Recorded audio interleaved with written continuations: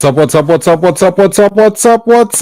is up? How are y'all doing today? It is Friday, and y'all know what that means. That means we're going to have us a good old time tonight. I'm your host, Emmanuel Eman Noisette, and I'd love to welcome y'all to this wonderful, fun, exciting live chat where we are going to go through some of the news of the week.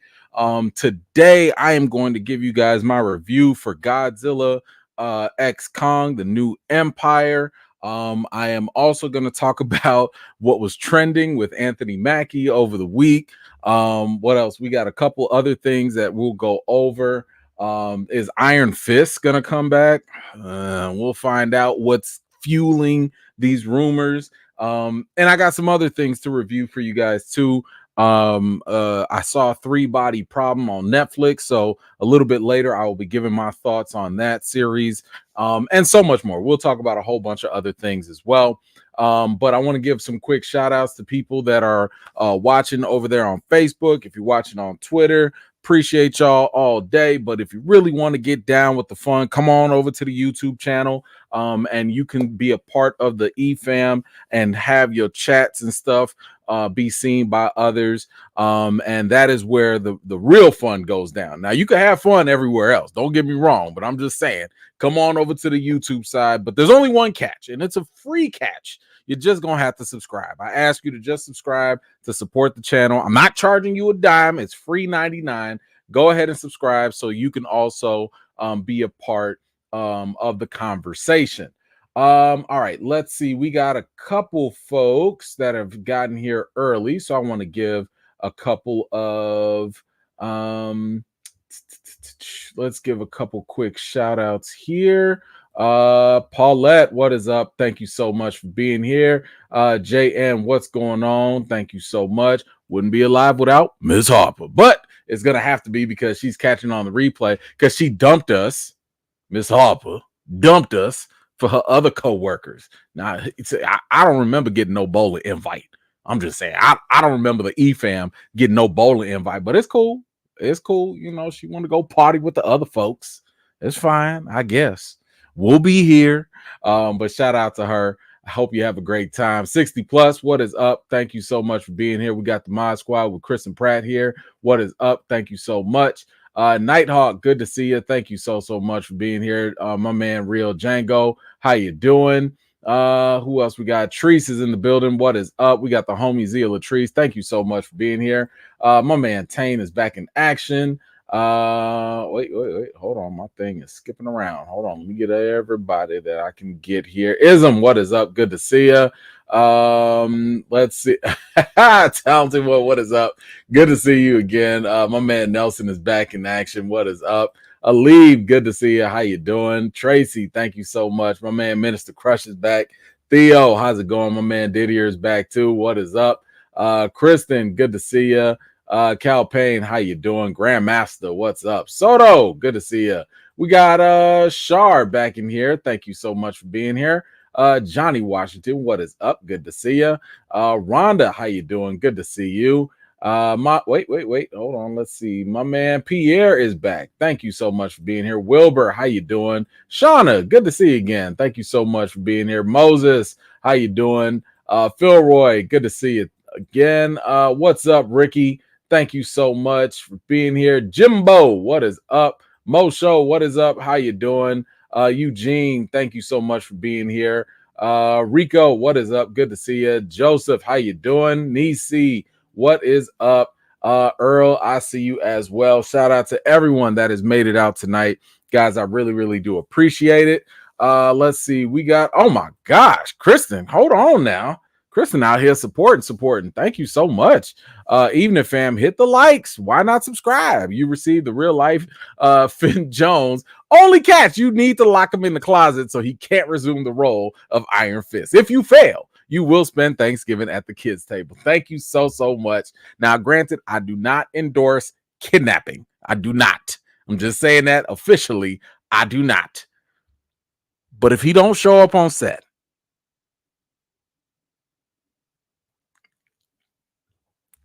I'm gonna leave it at that. Ain't nobody gonna put no cases on me. But I do appreciate you. Thank you so much for that very generous support right there. I really do thank you for that. Let's see, Anthony, what you got? Take the night off since you were gonna talk about Godzilla X Kong, 8 weeks out. Did you hear that they are going to remake Shawshank Redemption? I heard rumors about it, but I didn't know how much they were, if it was really gonna go anywhere. So until I hear something a little bit more solid, then I guess I'll go off of that. But I heard loose rumors about it, nothing too crazy. But I'll leave it at that. I'll leave it at that. Let's see. Okay, yeah, okay, we're not doing that. See, now y'all gonna make me start pre-reading these things. Yep, gonna skip that as well. Gonna skip that as well. Keep in mind, y'all, I love the support, but I'm not gonna read everything now. Okay, I just want y'all to understand that sometimes I'm not crossing them lines with y'all. I love and appreciate the support. Don't get me wrong, but everything ain't finna be promoted. I'm just there's a difference now. Thank you so much, JN. Excited for the live on this Good Friday recast T'Challa. Thank you so much, JN. Appreciate that support. Yes, Nelson, you are absolutely correct. I am not going to touch on that because it is not relevant to my channel. And no, I am not going to talk about them season 2 because, as I've said before, with season 1, it was not something that I would recommend for anyone. And no, that's no, not gonna do it, not going there, just no. Let's see, Rico, what you got? Godzilla versus Kong or X Kong. I wasn't ready. All good. We will talk about that a little bit later on. I feel you on that. All right, so let's get on. We do have some bad news we got to get to first, so let's kind of get that out the way. Guys, we just lost another legend in the game, and that was Louis Gossett Jr. If you don't know the name, you probably know the face because this man was everywhere for years. He has shown up on so many different things throughout my life, in movies, television, and I'll be honest, like I knew he was a great talent, but I think I took him for granted just because I knew he always would show up. He always would do a great performance, but unfortunately, we lost him. It says here that he died early Friday morning. He was 87 years old. Okay, I mean, my man was living life. It says here he won a supporting actor Oscar for playing in the 1982 Officer and a Gentleman. He was the commanding officer in that film, but what's more important was he was the first Black man to win Best Supporting Actor for that role. You might also know him from Enemy Mine or Iron Eagle. He was also famously in Roots. And by the way, he served our country as an Army Ranger, or he served the Army as a Ranger. This guy has been doing Broadway. Like he was an actor's actor. Like he was absolutely one of those type of people that always showed up, did his thing, quality person. So shout out to him. Best wishes, prayers, thoughts, energy to his family, friends, and fans out there. If you were a fan of Louis Gossett Jr., or if there was anything memorable that you recall from what he did, please feel free to let me know in the comments, and go ahead and share some positive thoughts if you got any. All right, let's move on. Oh wait, hold on, I got to give some more shout outs. I almost forgot. I got to give some shout outs to some support from earlier. So by the way, guys, for those of y'all on the replay, thank you so much. I appreciate y'all hitting that thank you button, and still supporting the channel even when we're not live.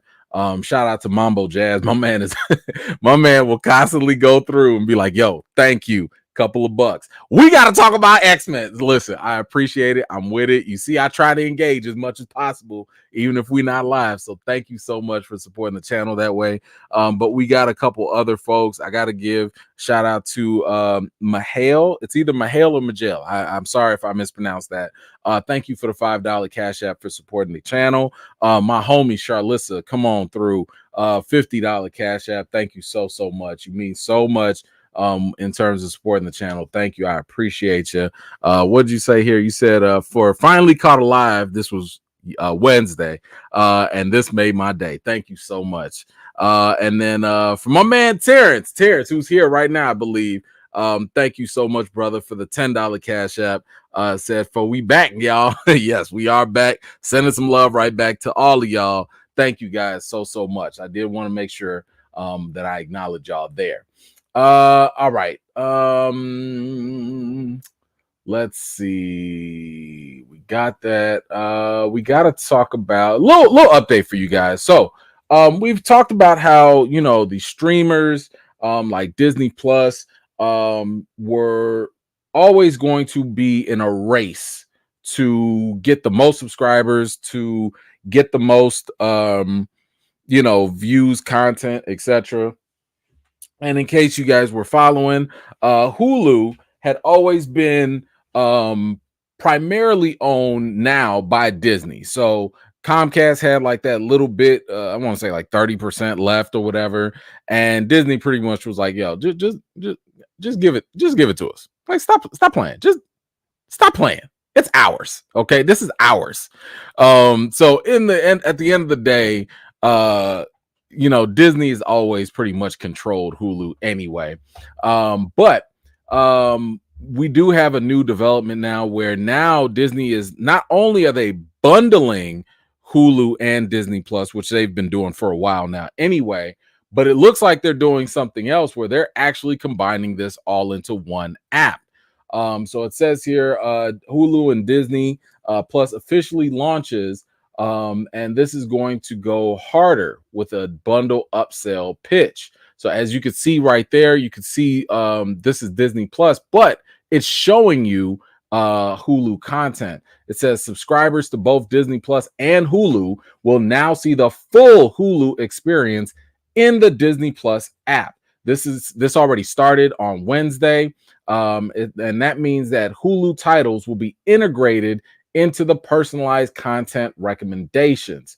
Now, standalone Disney Plus subscribers like myself in the US will be in for a harder sell on Hulu. They'll see Hulu content promoted in the app, accompanied by new upgrade options in multiple places in Disney Plus.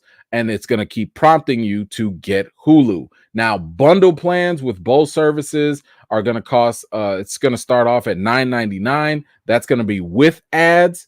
And it's going to be $19.99 without ads. So depending on what you want to do, you can get it for $10 with ads or $20 without ads. Or if you want, you can just get these things separately.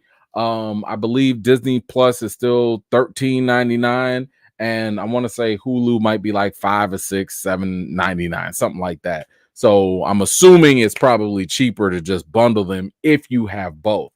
So I have actually not been a big fan of Hulu.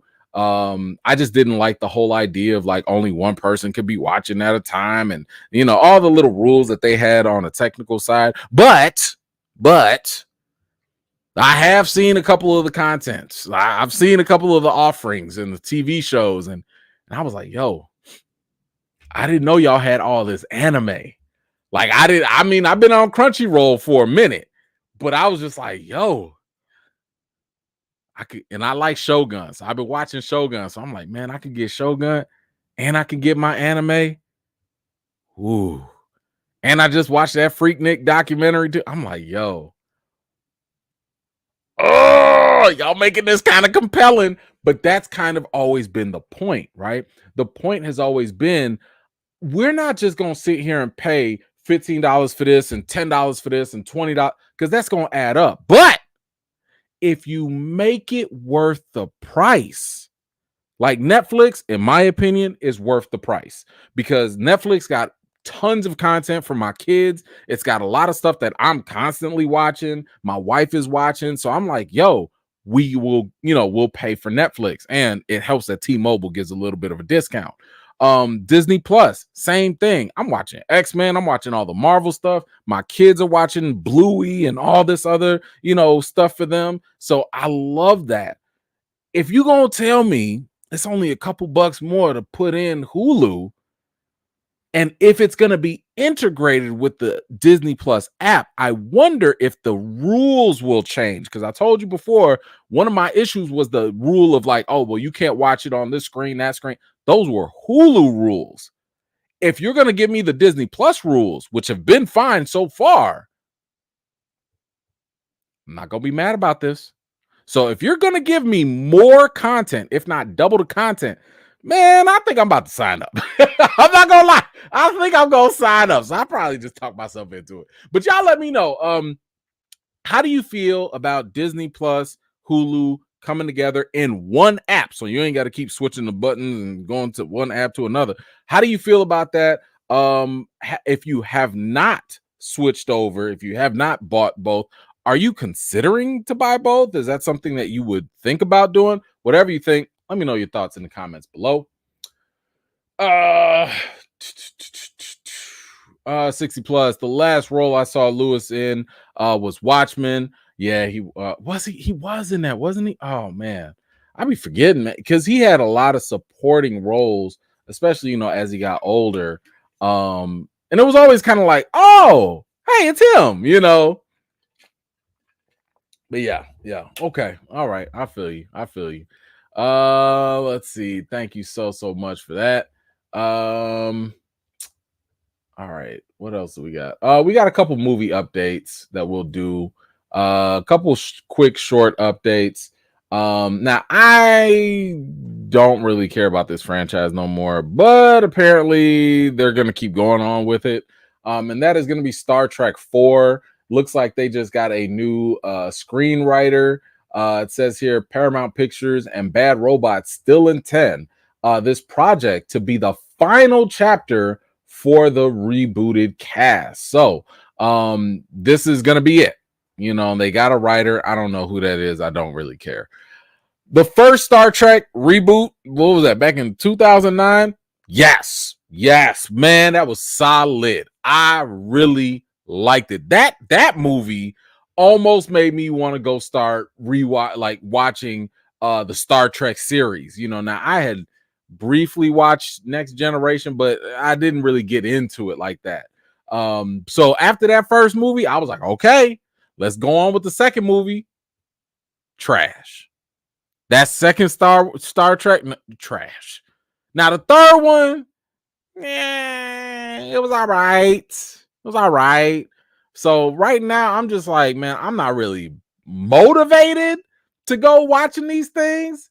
I mean, 2009, like Chris Pine done got older. He's not an old guy, but I'm just saying he ain't no young captain no more. Just I don't know.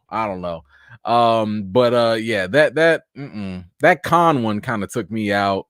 Wasn't really feeling it, but I don't know. Maybe you guys liked it more than I did. But you guys let me know. Are you excited that they are continuing the Star Trek films? Is this something that you're looking forward to? Or are you kind of sad that this is gonna be it? Because they're saying this fourth one, that's it. So I don't know. You guys let me know what you think in the comments down below. Let's see. Oh, we also talked about this last week. Remember Scream? So Scream was having all these issues where they were losing a lot of their lead actresses. Jenna Ortega, she was gone. What's the other girl's name? Melissa or something. She was gone because of her comments on Israel, Palestine, and all of that. Yeah, they was like, hey, big head, hitting up Nev Campbell, right? They was like, yo, come on back, right? So they signed Nev Campbell back. Basically they paid her, and that was the real deal. But the real question was like, okay, now that you're gonna pay her to come back, are y'all gonna bring anyone else back? So We do have at least one report here, and this is from Variety, that says that Courtney Cox is going to be in talks right now to come back to the franchise as well. I believe I read somewhere that Patrick Dempsey is also in talks of coming back. So it looks like they're going to be doing a full-on reunion with the OG cast and bring them back in. So now, is this going to be enough to draw people back? I don't know. I'm still a little sour on Scream 5 that I haven't really watched, or that I have watched. I haven't really watched Scream 6. I might get around to it. So I don't know if I'm really that excited. But I've been rooting for them to have Nev, because I didn't like the fact that they didn't pay her the last time. I didn't like that. But you guys let me know. Does Courtney Cox coming back, does that make a difference for you? Does that excite you? Is that something that you want to see in a future Scream movie? Or maybe you think Scream is done and there's no way to save it? Whatever you think, let me know your thoughts in the comments below. Let's see what else we got. We got some more ladies with the updates here. Now, talk about a man. There's a lot of movies I just stopped caring about. Listen, I love me some Jurassic Park. Jurassic Park has always been one of those films that, like, I would watch repeatedly. Hold on to your butts. Listen, clever girl.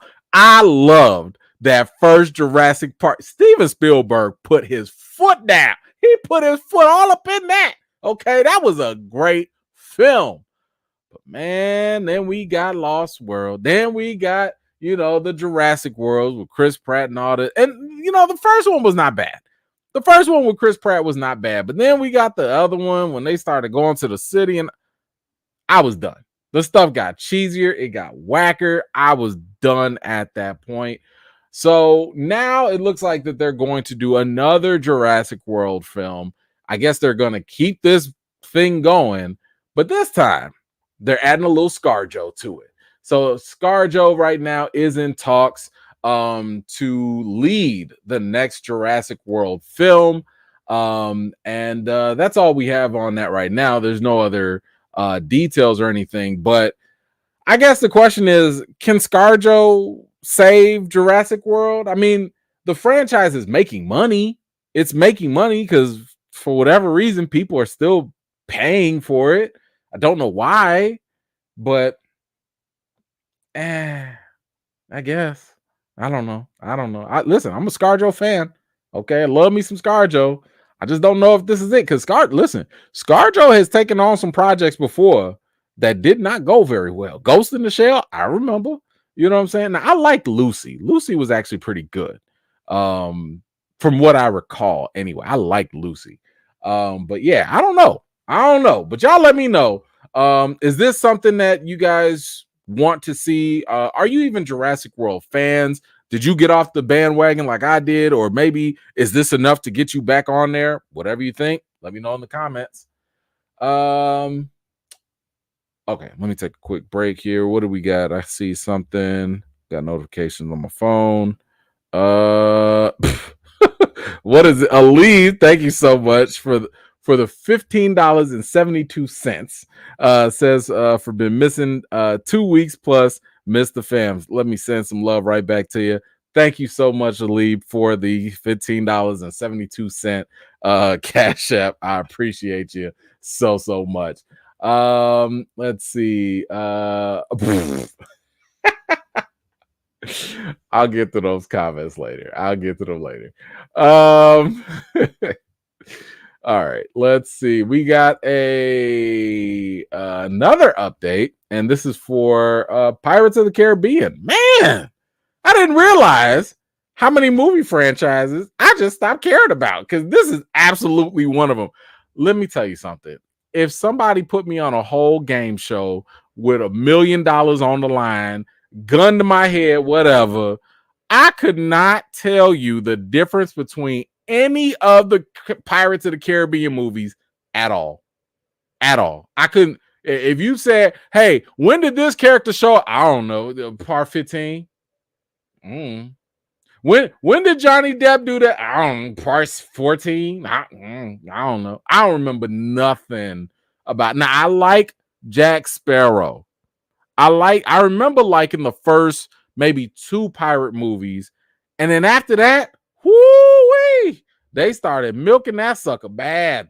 Because them other movies, Orlando Bloom showed up a couple times, and some other people showed up. I don't know. I don't know. I could not tell you what it is. But one thing I can tell you is them movies made money. Those movies made a lot of money, and that was one of the main reasons why it got a theme park ride. That's one of the main reasons why they've made so many sequels. But then again, when you had the whole situation with Johnny Depp, the whole trial and all of that, that definitely derailed, I think, the franchise a little bit, because they really banked a lot on him. And he was always the star attraction. Like every time they try to go, pivot somewhere else, it was kind of like, nah, that's not gonna work, But it looks like here that we have an update from the producer, Jerry Bruckheimer. And this is an update on what they're gonna do with the franchise. He said in an interview here, you don't know how they came together, or how they come together. You just don't know. Because with Top Gun, you have an actor who is iconic and brilliant. And how many movies he does before he does Top Gun, I can't tell you. But we're going to reboot Pirates. So that is easier to put together because you don't have to wait for certain actors. First of all, that sounds like he's talking about Johnny Depp, first of all. So it sounds like he is looking to reboot the entire franchise. But that makes me have a lot of questions, because if we're really honest about it, Johnny Depp, Jack Sparrow, was the draw. I never cared about any other situation in Pirates of the Caribbean that did not have to do with Johnny Depp's character. I just didn't. And I don't remember them. Now I'm just one person, but I'm just saying I don't really see a huge fandom around the Pirates of the Caribbean unless it's around Johnny Depp's character. So I totally understand from a business standpoint. Absolutely. You definitely want to take some time and have a franchise not be anchored by one person, because when you put all your eggs in one basket, it's a high risk, high reward type of thing, right? But at the same time, if you spread them out too thin, is that going to be a winning strategy? Is the Pirates franchise, the lore, the mythology, whatever, the story, is it strong enough not to have that central character? So they have a couple ideas. There have been a couple rumors that have been out about the Pirates franchise that might indicate what direction they go in. He's already talked about, or it says here, there have been already ideas swirling in recent years about the franchise's future, some that involve Margot Robbie and others that see Johnny Depp returning. He says here in an earlier interview back in 2022, we developed 2 of them, the one with Margot Robbie and one with a younger cast. The Margot Robbie one needs a little more work. The younger cast one is close. Hopefully we'll get both of them. So it sounds as though I can tell you right now, if they do the Margot Robbie one, I can already hear the bigots crying. I'm sorry, the misogynistic, sexist, why are we doing all the women? Like, I can already hear them whining if they go that route. Do I care if they do it? No, I don't, because I don't care about the franchise, but I can already hear the whining. Now, doing the younger cast, from what it sounds like, if it's true that they wanted to bring Johnny back and do a younger cast, I don't know if that's really going to be all that good of an idea, because if you bring Johnny back, you're going to make people want Johnny even more. You're going to want people to be, nobody's going to care about the younger cast. People going to be like, yo, I came for Johnny Depp. Like, what are we doing? So I don't know. if they do a different one, I think it would be better to probably go with the Margot Robbie one instead. I can't say that it'll be the biggest success because, again, I already know some people are going to feel a certain type of way. But Margot does have some star power, so it is possible that she can win some people over. She did just come from a billion-dollar movie called Barbie, so it's possible that if you put Margot in another name recognizable franchise, maybe she's got enough boost to actually uplift the thing. Now, here's the other thing. Margot's not always, I don't recall Margot being the bad part of any movie. Like when she was even in Suicide Squad, she as Harley Quinn, she was the best part. Her and Will Smith, they were the best part. There was no issues with Margot Robbie, even though the movie was trash. So I'm just saying, even Birds of Prey, I did not really care for Birds of Prey, but Margot still was really good in it. Like she did what she did. So anyway, I don't know. What do you guys care about? What are you interested in? Do you want to see Pirates come back? Do you want to see it be a solo Johnny Depp, Jack Sparrow thing? Do you think it would be okay if they brought Johnny Depp back and they had Jack Sparrow maybe ushering in a younger cast who eventually will replace him? Or are you down for the Margot Robbie led adventure? Maybe she brings her own version, not of Jack Sparrow, but maybe a whole completely different character. I don't know. Whatever you think, though, let me know in the comments down below. All right. Oh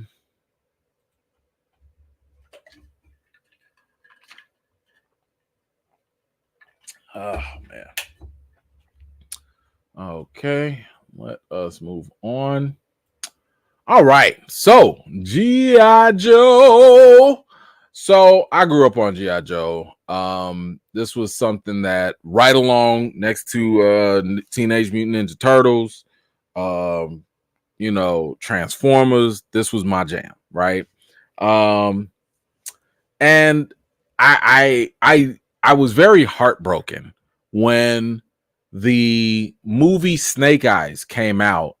And I was excited because when I was a kid, I didn't care about nobody in G.I. Joe except for Snake Eyes. Snake Eyes is what brought me into the actual franchise because y'all know me and ninjas. I love me some ninjas. So for me, that was always something really cool. But man, when I heard that Snake Eyes was terrible, I mean, the movie was atrocious. I didn't even bother go seeing it because I didn't want my heart broken. Like Snake Eyes, G.I. Joe, they live rent free in my head as just fun, great, all of that. Even when the G.I. Joe movies came out with Channing Tatum and all that, man, just disappointments, just big disappointments. So, spoiler alert, if you have not seen Transformers Rise of the Beast, it's been a while now, so sorry. One thing that was hinted was that there might be potential of a G.I. Joe franchise coming up. So whether that's going to be connected to Snake Eyes or whether it's going to be a reboot, we don't really know. But there is supposedly a future that's been teased about the future for G.I. Joe. So now we actually have a potential little teaser update or whatnot from the Snake Eyes actor, Henry Golding, actually. And he had a little something to say about the future of G.I. Joe. And he said here in this interview, Lorenzo Di Bonaventura is a busy man and a phenomenal producer, and it's in safe hands. Whatever happens, I think it's going to be a combination of what has come, and what is to come. I think Paramount has some grand plans. Okay. All right. Grand plans. That sounds good. But wait, hold on. Wait a minute. Why does that name sound familiar? Hold on. Wait a minute. Didn't Lorenzo?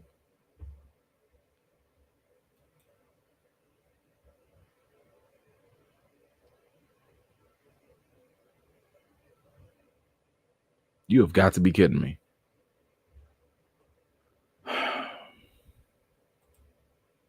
Y'all remember this guy? This is the producer. The guy that brought you Madam Web. And them terrible G.I. Joe movies. And Snake Eyes. And Pet Sematary. And Meg 2.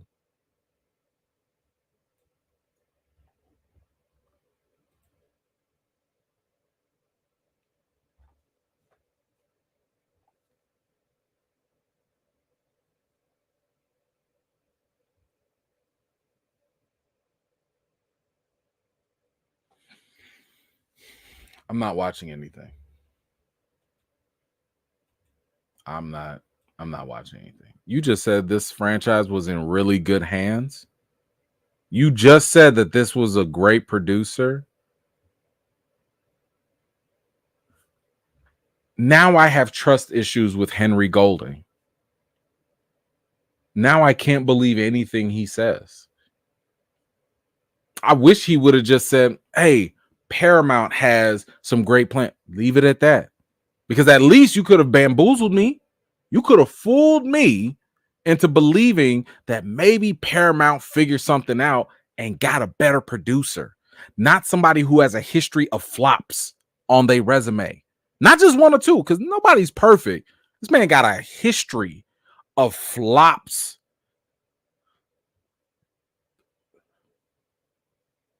I don't understand how he continues to be employed, given that track record. The fact that he is responsible for the terrible G.I. Joe movies. Why would any studio say, you know what? Let him keep going. Paramount, y'all about to Sony this. Y'all out here Sonying real hard. Don't do this. Y'all better go find a replacement right now. That just made me mad. Like, why can't y'all run this like a real business? Why can't y'all say, hey, you know what? Sorry, Lorenzo. You haven't been meeting the mark. Every time we give you a couple $100 million or whatever, your stuff comes back bad. Sorry, we'll move on to someone else. Like, what does he know? How was he allowed to keep making terrible movies? Anyway, y'all let me know how you feel about this G.I. Joe update. Do you believe that Paramount is going to be up with grand plans or whatever? I don't, whatever. Y'all let me know whatever you think. I'm so done with this. This is stupid.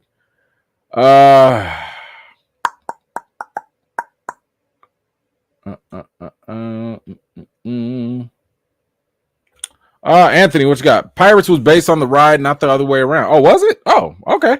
Also, Johnny Depp said he would never come back even for 1 million alpacas. I don't believe that at all. He could say that. He could say that all he wants. Money talks. Money talks. Money and situations. Okay. I've heard a lot of people say, you know what? Guess who also said they would never come back? Hugh Jackman. Situations change. I don't listen till, God forbid, till he die. I don't believe it. I don't believe nothing. So okay. Whatever. All right, let's keep it moving though.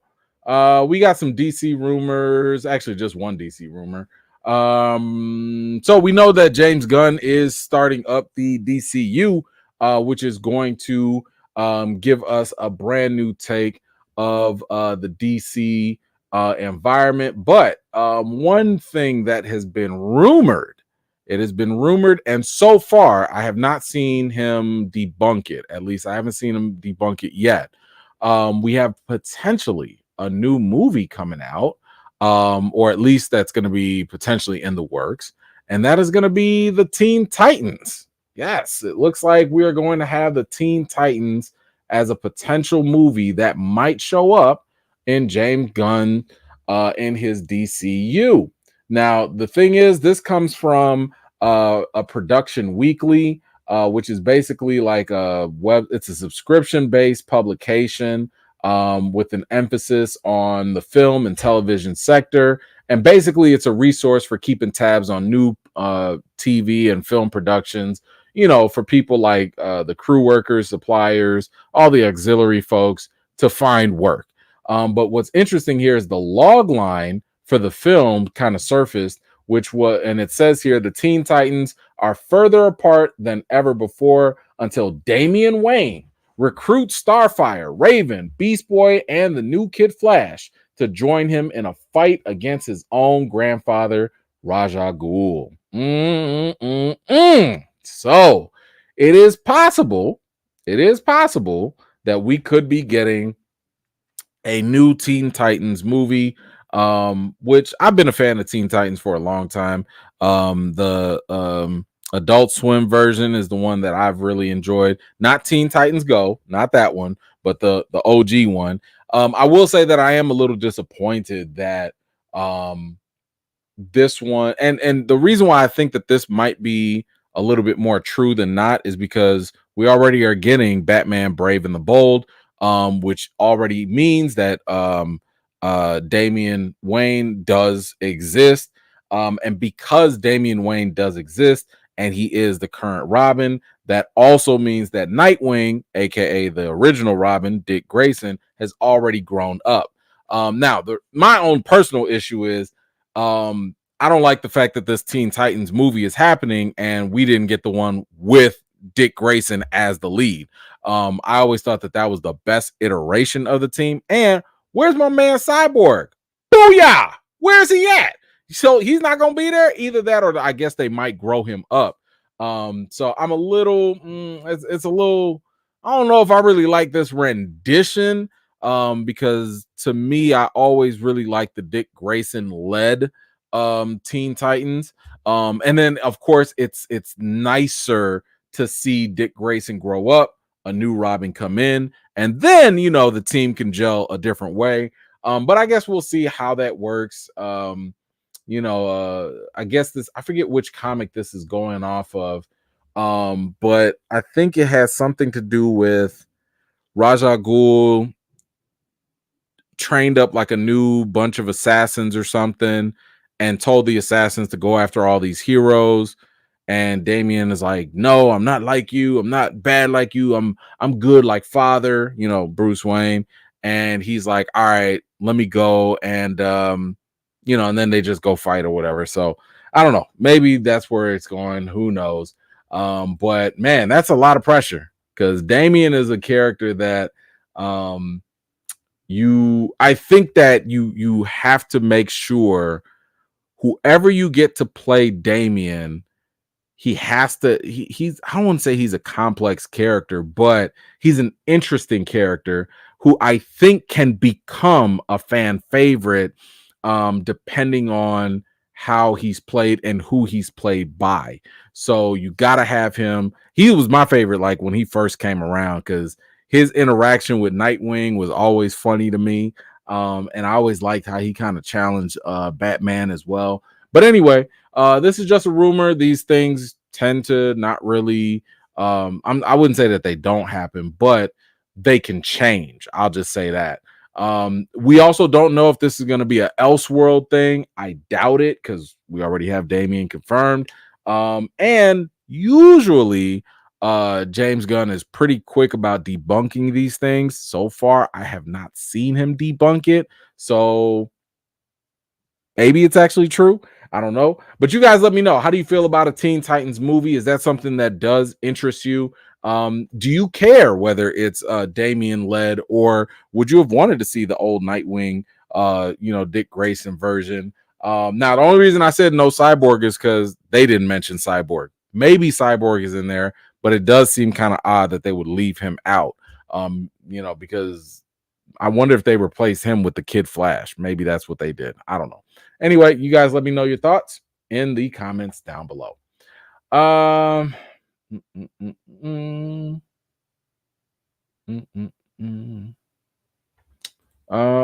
there we go. Anthony, thank you so much, man. Appreciate the support. You said here the guy who did the fight choreography for Snake Eyes is a legend. I went to his IG page and he said that it's a shame we can't see a thing because of shaky cam. He liked it, and everybody else who said something similar. Well, that is quite unfortunate. And I guess you could blame the director and producer because somebody had to green light that. Somebody had to say, I mean, I haven't seen the movie, so I can't comment on it. I've heard people talk about how there were certain action scenes and you could barely see what was going on. But yeah, you put that on the director and producer. Like somebody had to say, oh yeah, let this go. I don't know why, but somebody did it. All right, let's move on. We're going to move from DC to Marvel rumors. I think we only got one. Yeah, I think we only have one rumor. And that is going to be for Spider-Man. So of course, Spider-Man 4 is definitely something that has been teased, it's been talked about. I've been telling y'all Amy Pascal will spill all the beans because she ain't got nothing to lose. She needs Spider-Man to work because that is her baby right now over there. Well, not really with Sony. She got fired from Sony, but working in conjunction. While she was sitting here telling us that we was gonna have Spider-Man 4, 5, 6, Kevin Feige was like, hey, relax. And rumors have suggested strongly that we're going to have Spider-Man 4, and we've gotten little confirmation here and there that Spider-Man 4 is happening. It's happening with Tom Holland. There was a rumor earlier that said that John Watts was the one that directed all the other previous 3 Spider-Men. Sony wanted to keep going with him. And there was rumors about how they wanted all this multiverse stuff to happen again and basically double dip in the well that No Way Home did. And then the rumors again were suggesting that Kevin Feige and Tom Holland was like, nah, we need another director because John Watts is over there doing Star Wars stuff anyway. He's busy. And he's moved on. And we want a more grounded approach, which makes more sense given how No Way Home ended. Peter lost, everybody, including his aunt, his friends, all of that stuff. He's on his own. And right now he's just going through the streets as your friendly neighborhood Spider-Man. That's it. He ain't got no Tony Stark. He ain't got no weapons. He ain't got no armor. Like, this is bare basic, Spider-Man. And, according to the rumor, Feige and Holland are like, great, let's take it from here, which is great because if you think about it, this is the way Spider-Man always should have been. What we got in the MCU with him and Tony and all that other stuff, that was extra. That's like down the line, super extra stuff. This is the Spider-Man we need, the grounded one. So we have a rumor here, and this is coming from Jeff Snyder. I told y'all we got about 2 rumor insiders that pretty much get more things right than not. But Snyder basically is talking about who could potentially direct. And it says here Spider-Man 4 is looking to begin filming in September or October this fall. And Justin Lin was one of the names in the mix to direct the film. Now, in case you forgot who Justin Lin is basically the Fast and the Furious guy. In case y'all forgot, y'all remember him?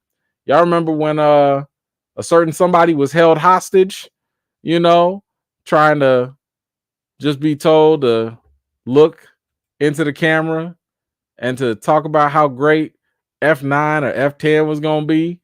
And then he tried to blink a couple times, for help, but I don't think anybody sent no help for him. But this is the guy that basically was part of a large part of the Fast and Furious franchise. I believe he came in. Oh, I want to say. Oh, wait, hold on. This is him as a producer. I believe he came in with Tokyo Drift. I want to say. Let me look at his resume here. Let's see. Yeah, he did Annapolis. Yeah, so he did Fast and the Furious, Tokyo Drift. Kind of meh. not all that great. He did Fast and the Furious 4. It was okay. It was okay. He did Fast 5. Now, Fast 5 was probably one of my favorite Fast and Furious movies out of all of them. So he did do Fast 5. And then Fast 6. Fast 6 was not bad either. So Fast 5 and Fast 6, Fast and Furious 6, he did do probably two of the better movies in the franchise. And then he came back and did Fast 9 and Fast X. So, I have my thoughts on this. And I want to say this in the most respectful way possible. I feel like, based off of what we've heard in the past on how Marvel likes to pick their directors and what they like to do, and I'm trying not to be disrespectful to any directors that they already hired or whatnot, I feel like they want to have directors that, I'm not going to say that can be controlled, but are easier to work with. Because if we recall, we've had director after director after director come back and say, Marvel gives you a sandbox to play in. And that's it. You not moving nowhere. You ain't got no freedom. You ain't got no. You play in that sandbox. You play with the little Tonka truck they gave you. You play with that little shovel that they gave. That's it. Don't look over there across. Don't look across the street. Don't worry about what they doing over there in that other building. You play right here, and that's it. And here's the thing: some directors are cool with that. Some directors are given a little bit, longer leash. So like James Gunn, for example, man, they just be like, James, you already know what you're doing with Guardians of the Galaxy. Go do your thing, right? Other directors, they like, Nia DaCosta, they was like, nah, you do your thing, and then we'll finish the job. We'll finish this up. So I get the feeling that Justin Lin is easier to work with within the confines of Marvel, because I think coming from Fast and Furious to this probably won't be that different. It probably will be less problematic because you're not going to have Vin Diesel over your shoulder all the time. That might be a plus. But yeah, so that's interesting that he might be in the running. We don't know that for sure yet, but it looks like he's somewhere up there. It does say Tom Holland and Zendaya will return. And for you Euphoria fans, it looks like part of the reason of the delay of Euphoria season 3 is because of Zendaya's commitment to Spider-Man 4. So by the way, and this is just one of those things that is something to take into account whenever you have a star on a franchise. Man, when you sign them Marvel contracts, you locked in. Like, you might not be able to. That's why them delays be messing stuff up. Wakanda Forever, Angela Bassett, man, she was tied up with that. With all them delays and stuff, she got a whole show that she's doing. A lot of that stuff could not happen because of them delays. We talked about that before. But anyway, what do y'all think about Justin Lin, potentially the Fast and Furious director? What do y'all think about him coming in, taking over, doing the Spider-Man movies? Think that will help? Maybe not. I don't know. Whatever you think, let me know in the comments. What are we gonna do? No, we got that later. Okay, got that later. Okay, keep in mind we still got to talk about Mackie. We will be talking about Iron Fist. I got a gripe I'm gonna have to tell y'all about. But now this was in the news. This was all over the place not too long ago. And this was just kind of ridiculous. So, in case anybody is unaware, at the moment, and I believe it's still going. I think there's still some time happening right now. Rich white guys are fighting. They fighting right now. It's basically this guy, Nelson Peltz, whatever. He and his company are trying to get a couple board seats on the Disney board. Right now, y'all know Iger right here. He's the one that runs. He's the CEO right now. But they're trying to get some board seats, which would give them a little bit more decision making abilities, when it comes to Disney, right?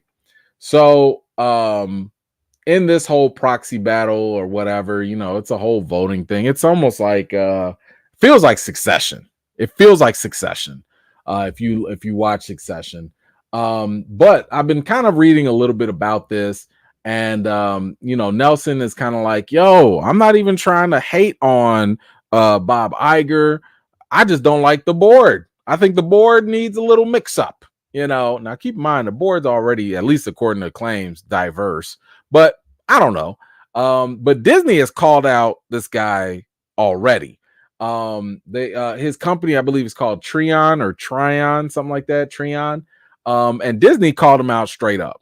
And it says here, Disney has called Trion's proxy fight disruptive and destructive, and said Peltz's quest almost seems more about vanity than a belief in Disney. Whoa. So, what has got this guy all up in the news? Why do people care? Well, mainly because it looks like he got a problem with women and black men and black folks. Stop me if you've heard that before. Old rich white guy has issue with diversity and inclusion and equity. Oh boy. Let's see what he had to say. All right, what did he say here?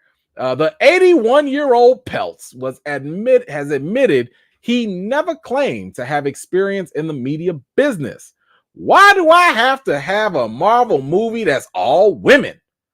Not that I have anything against women, but why do I have to do that? Why can't I have Marvels that are both? Why do I need an all-black cast?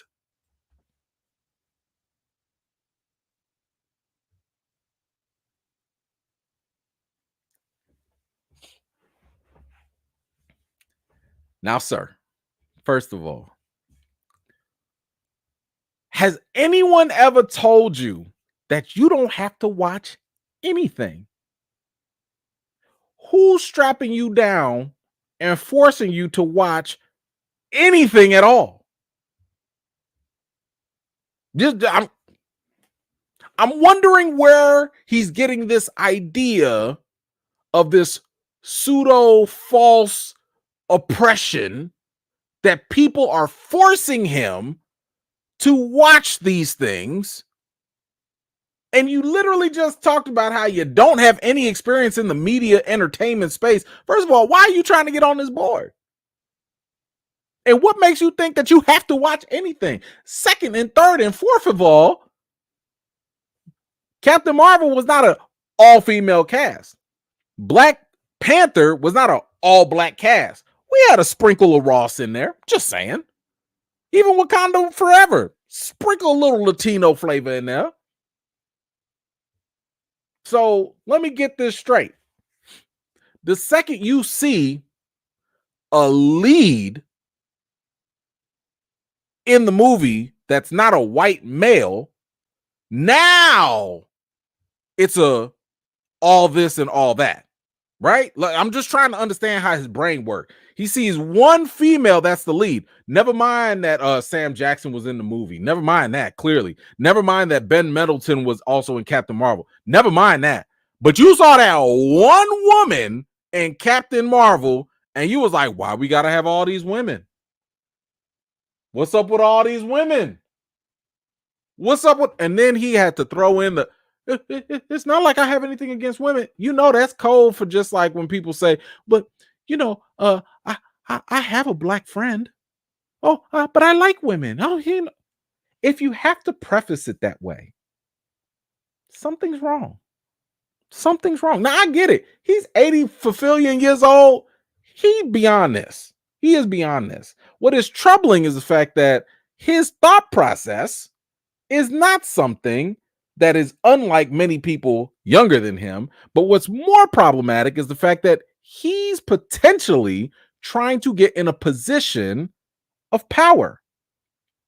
He is potentially trying to get in a position whereas he feels threatened by the existence of these movies, these particular specific movies, never mind the fact that two movies out of 33 something plus movies in Marvel, two of them star leading black people. How many lead female? Black Widow, Captain Marvel, the Marvels. 3. What a calculator at? 3 divided 34. Hold on. Is my math off? Hold on. 3 into 34 is 0.08. 0.08. Let's multiply that by 100. 8%? You scared of 8%? 8% got you all just bothered. 8% of what Marvel has done, which by the way, still made you money. That's got you that got your old people diapers all in a hizzy. Never mind the fact that the Captain Marvel made like over $1 billion. Never mind the fact that Black Panther made 1.3 something billion dollars. Okay, yeah, the Marvels flopped. Okay, we understand that. We get it. But sir, why are you here? What is the problem? What are you doing? Why do you think? First of all, you literally, by your own admission, said that you don't have media entertainment experience. I want y'all to understand a couple things. One thing, he is a perfect representation. Well, I shouldn't say perfect. He's a similar representation of what it was like when you hired someone like Bob Chapek to take over. What did we see when Bob Chapek came in? Bob Chapek came in. This is a business guy. This is a guy where his expertise was the theme parks. He didn't know how to deal with entertainment talent. He didn't know how to deal with creatives and artists and stuff like that. So what did he do? Bob Chapek said, yo, let me get my bankers. Let me get my other business friends and associates or whatever. And I'm going to put them in charge of people like Foggy. I'm going to make those people higher than people like Foggy and all the other creatives. And I'm going to let them be a barrier for the creative output from Pixar, Lucasfilm, Marvel, etc. You know what that gave us? Phase 4. That's what gave us phase 4. Now, some things were okay. Most things, not so much. So having someone like this Peltz guy who's sitting here saying, it's almost it's 8% women. Oh, the black people. Oh, they got 2 movies now. What? You didn't blink an eye with Captain America, did you? You didn't say 2 words with Captain America. I bet you sat there nice and comfortable, didn't you? You ain't sit here and say, why are all these white guys running around here, talking about the government? Why? You ain't had no problems with that, did you? Now, of course, there's a second aspect to all of this, too. Because this whole conversation of being against women-led films and black-led films, this sounds very familiar because we heard about this in Bob Iger's book about how he was sitting here like one of the roadblocks to having Captain Marvel and Black Panther even be made was Ike Perlmutter, because Ike Perlmutter, stop me if you've heard this before, another rich old white guy, didn't like the idea. He's like, no, black people don't sell. 1.3 billion. No, women can't sell. 1 billion. So eventually, They fired him. Bob Iger was like, get out of here, Ike. Thanks, but no thanks. Bye. Hit the road. Let's go look at this real quick. The media company ran by Peltz has characterized, Disney characterized Peltz's company, their campaign, as fueled by a long-standing personal agenda harbored by ex-Marvel Entertainment chairman Ike Perlmutter against Iger. In other words, Peltz and Iger, that was your boy, huh? So Perlmutter was your boy. It looks like Peltz and Perlmutter, they was in cahoots. It looks like they was in cahoots. And because Iger fired Perlmutter, Perlmutter was probably like, hey, go get that guy's stuff. You go get his board seat. You go get him. You sabotage him. This sounds like Succession. I can't wait for the Lifetime Disney story about this. Like, this would be great. Now, here's the thing. One of the other things that this Peltz guy talked about was basically that people go to the show. Here's the quote. Peltz said that people go to a movie or show to be entertained. They don't go to get a message. Yes. And guess what? Bob Iger said the same thing. Before that, he said creators lost sight of what was the number one objective needed to be. We have to entertain first. It's not about messages. Yes. Nobody disagrees with that. Here's the problem. The problem is you will have people sit here and say, I don't want the message. I don't want to be preached to. We get that. But they use that as an inadvertent excuse to be against diversity, inclusion, and equity. That's the problem. A lot of people will sit here and be like, oh, just tell me a good story. Okay, cool. Can we tell you a good story with an all-black cast? I don't know. Blacks. Well, can we tell you a good story that happens to have a good message, but it happens to have women in it? Females. Like, y'all don't see how y'all be malfunctioning? The moment minorities are brought into the conversation, that is the common denominator. Who in the hell is going to disagree with the idea that we should have a good story? Nobody wants to be preached at. But here's the thing. We don't mind being preached at if the story is good and the characters are compelling and so on and so forth. Not one of y'all complained about Captain Planet. Captain Planet sat here every Saturday and told y'all to keep the earth clean. Not one of y'all said a word. Shut up. Don't talk to me about that. Y'all sat there and was entertained. G.I. Joe told y'all to be a hero. Barney told y'all to love. Miss me with all that nonsense. Trying to hide your misogyny and your racism just because of all this other Stop it. Stop it. You're not fooling nobody.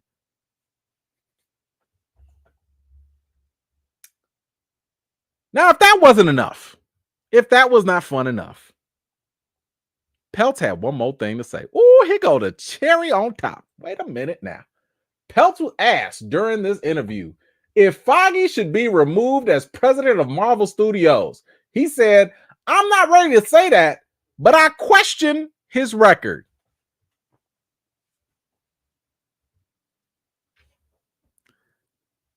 If y'all don't throw this man out the window, figuratively, you gonna question Kevin Feige's record?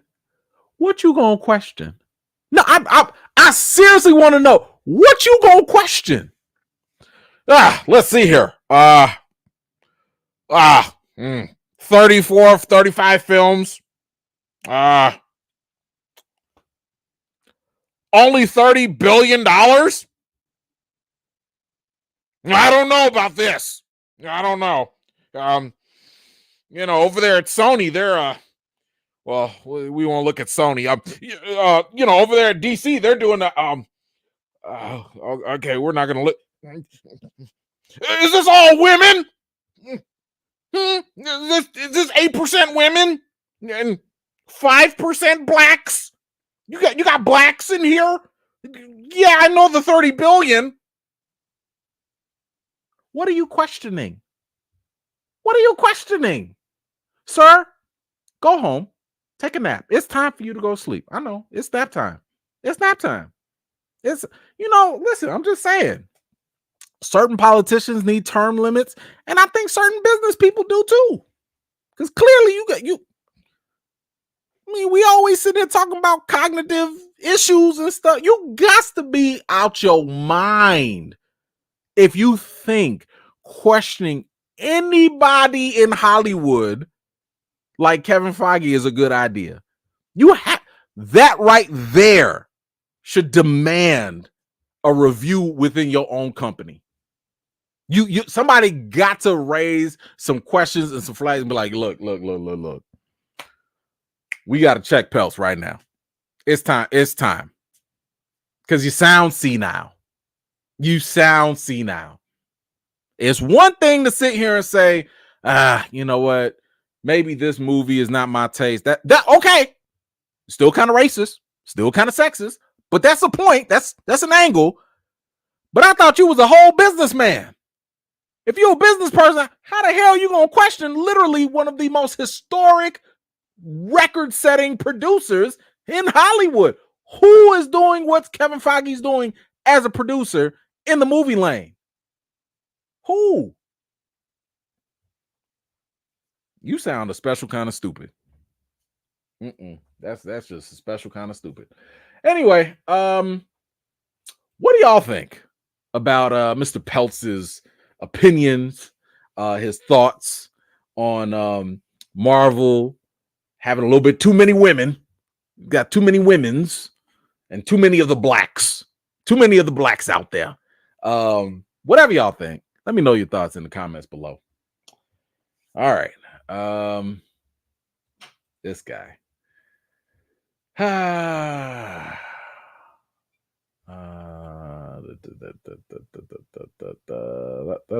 Anthony, what you got? I don't recall him saying anything about the first Avengers having almost an all-white male cast. 90% of movies have male white lead. Yes. Listen, it's all good when it's all white and male. It's all good. And can we not pretend as though the white male-led movies have all been great?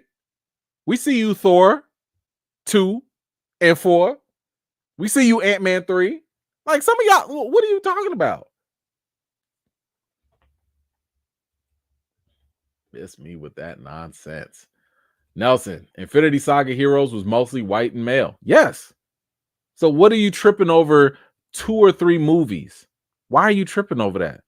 I mean, do y'all know how many times I've seen movies that clearly do not pertain to me? They're not relevant for me. But I don't sit here and have an issue with that. If there's a movie that's made for the LGBTQ community, I'm not part of that community. I'm not going to sit here and be like, oh, why do the gays have all these movies? Why do the trans have all these movies? I don't care. Let people rock. Let them watch what they want to watch. No one's forcing me to go watch these things. Like, why are you bothered by other? What happened to the business of minding your own business? What happened to that? Just saying. Oh my goodness.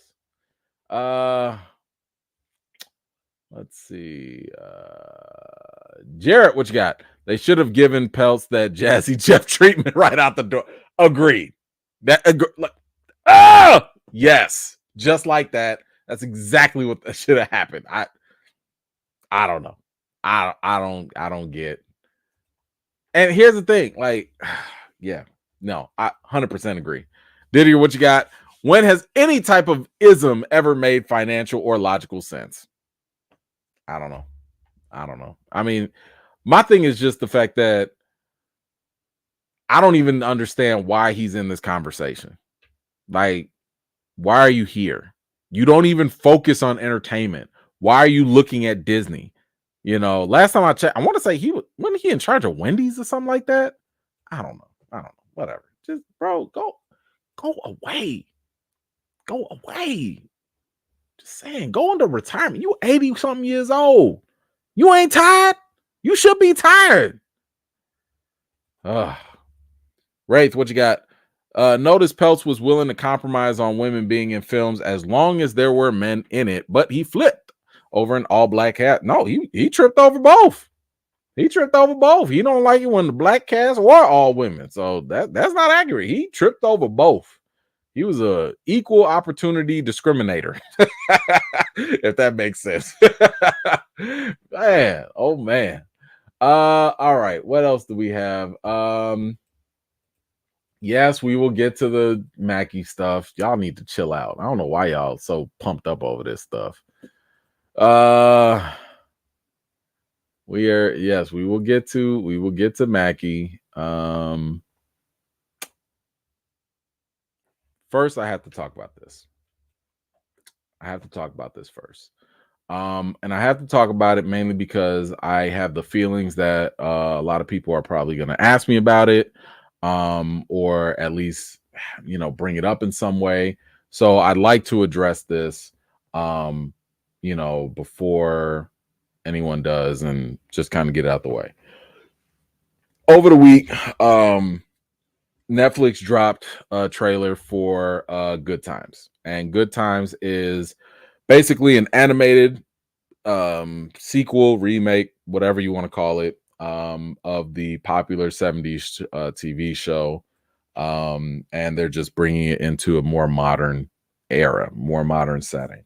I did watch the trailer, and I was actually very conflicted on whether I even wanted to talk about it or whether I even wanted to give it any attention at all, because I understand with this platform that I have, I'm not saying I'm changing the world or nothing, but you never know.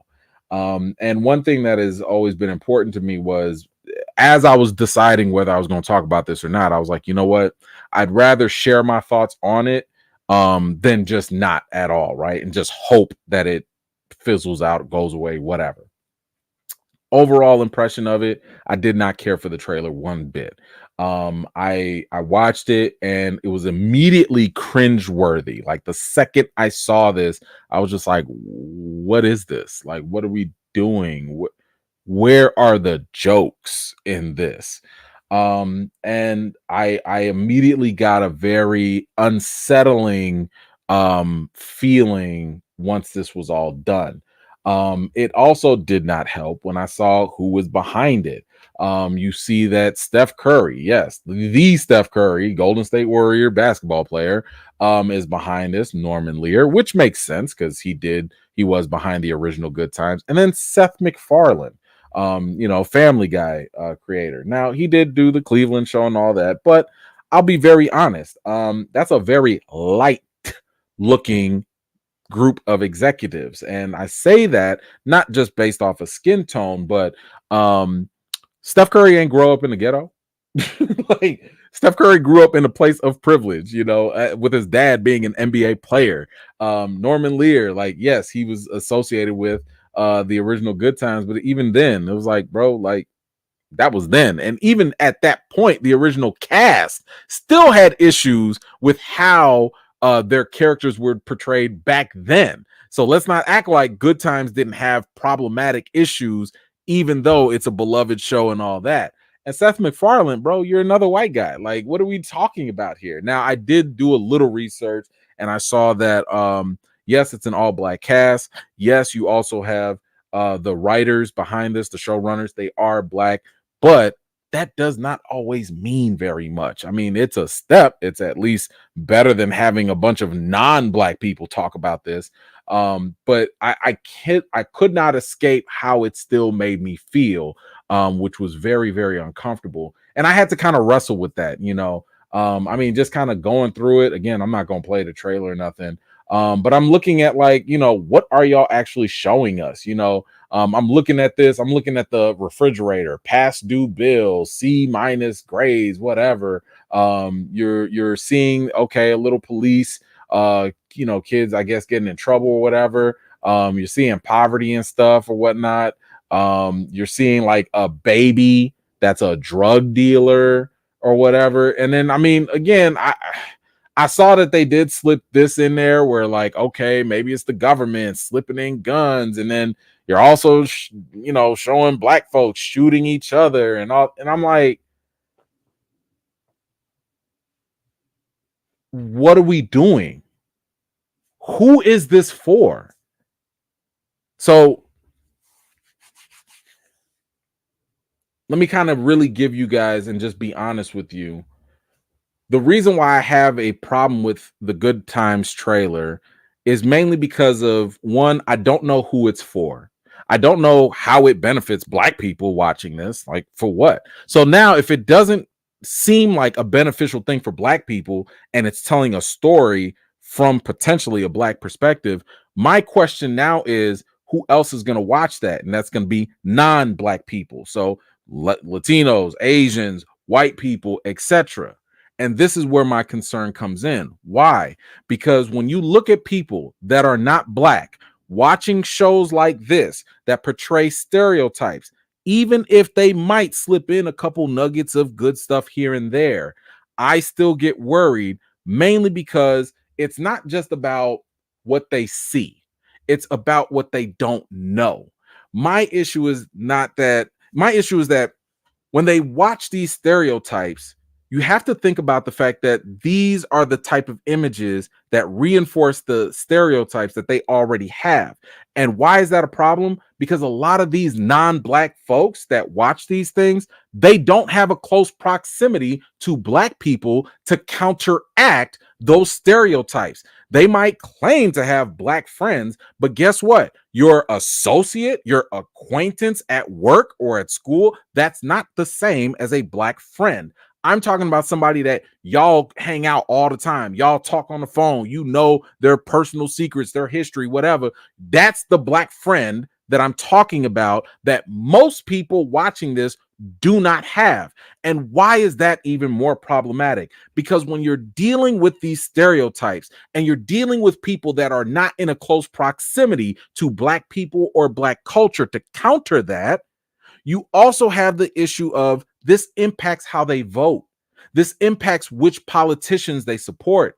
This impacts what rights get taken away. This impacts what resources become limited in certain areas. This impacts what laws will get passed or not get passed.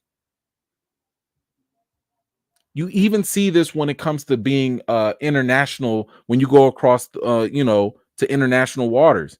You go to other countries and all they have are the movies, the rap music, hip hop, whatever, the TV shows, and that's all they have to say this is what African American black folks in America are like.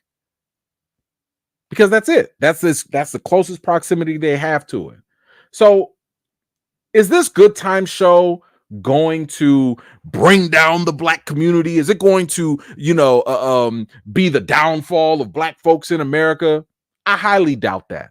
But it does make me question, how does it help and who does it help? Because that, I can't figure that out at all. So anyway, I'm definitely not supporting this. I'm definitely not okay with this. I'm very disappointed in Netflix. I'm disappointed in Steph Curry. I'm disappointed. I don't expect much from Seth MacFarlane or anybody else. I'm disappointed in the cast. No, I have not watched it yet. But honestly, I have zero desire to watch it. Like I said, it is possible that they might throw in a couple of positive things in there. But again, I don't know if the amount of things that they put in there that are positive are going to outweigh the negative portrayals and depictions that are shown. I don't know if the people that need to hear and see the positives will grasp those things at the same time. So this is a miss for me automatically. I'm already kind of like over it.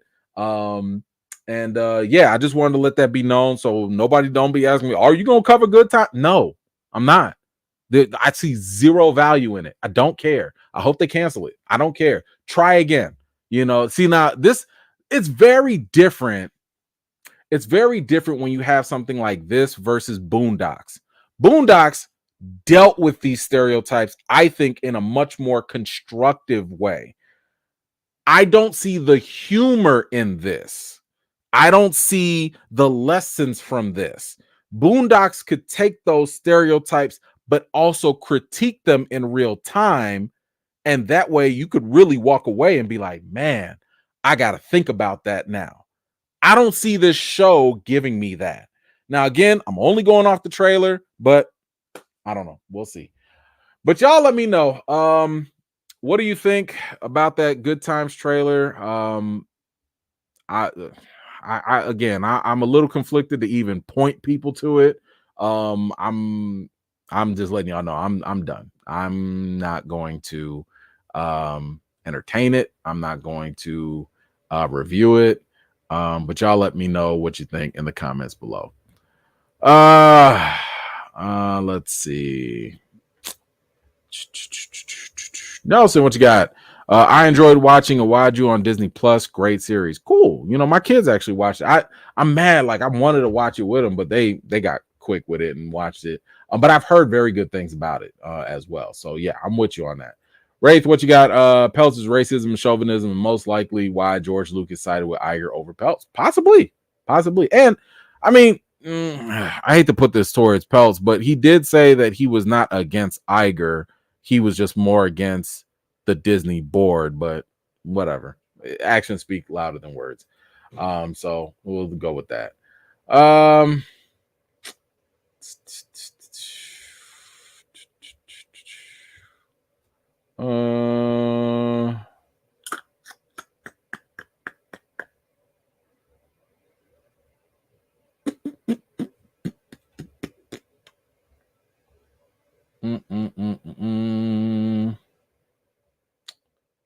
All right, let's see. I'm going to not highlight everything here.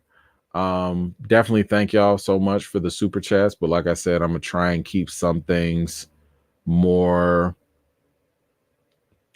in line and not cross too many lines here. So I want to say shout out to all of y'all. Thank y'all so much. Of course, if you're in the live chat, you can read them if you like.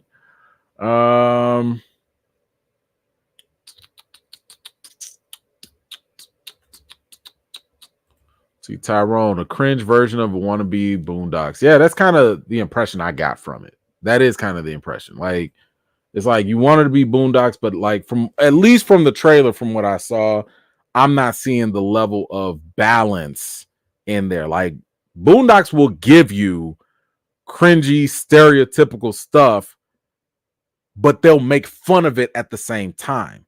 You know, Huey was always that realistic counterpart to an Uncle Ruckus, you know, or you know, whatnot. So I don't think that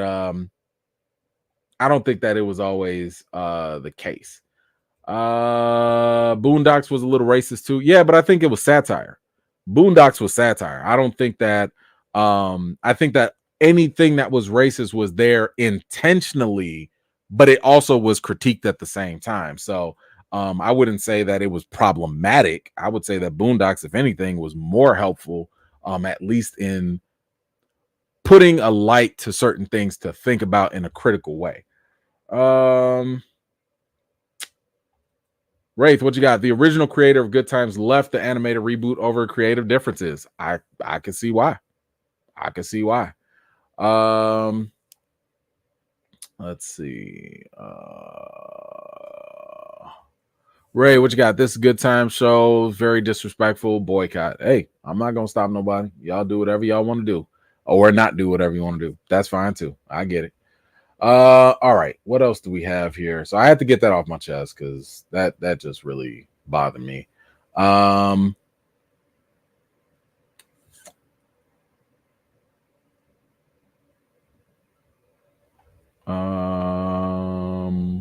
What'd you say here? Cree Summer posted about Good Times on IG. Got me curious, and I saw the trailer. Yikes! I'll have to look at that later then. But thank you so much, Calpain. Appreciate you. All right. Let us move on. What else do we have here? We got a couple things left.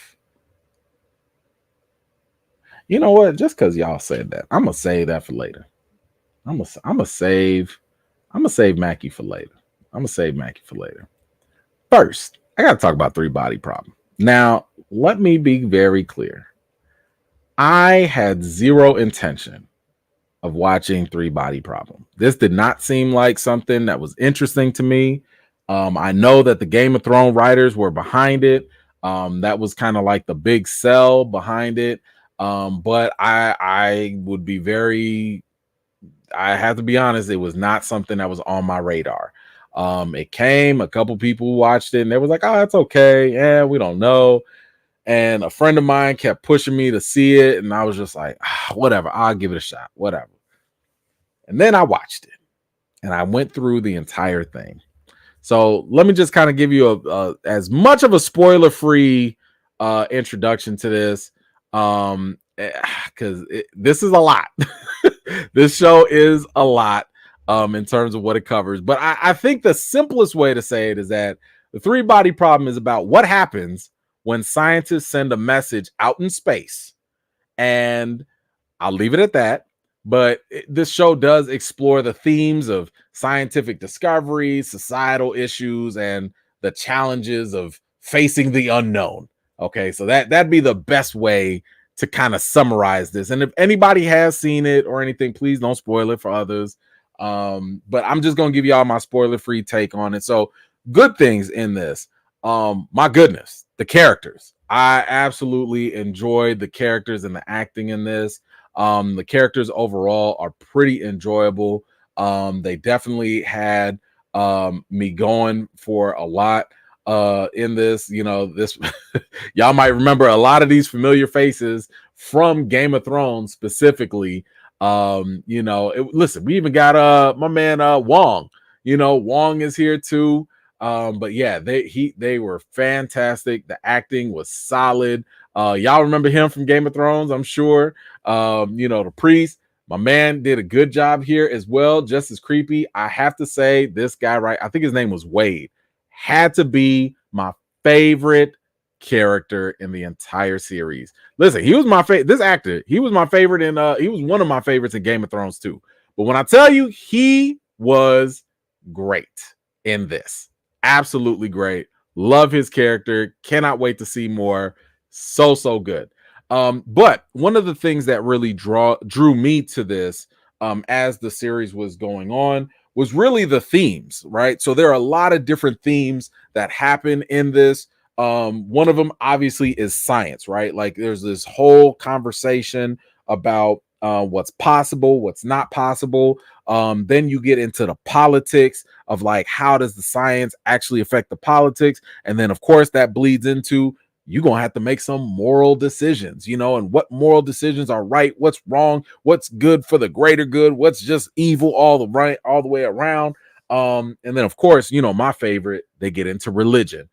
They get into the different applications of religion. They get into different ways people use religion, maybe for good, maybe for evil. So I really enjoy how they go about that. You know, the visuals are fantastic as well. Really enjoyed them. And I have to say, the suspense, my goodness, the suspense that they put into this show is definitely something that's going to get you up there and really get you thinking, you know, because I was getting nervous.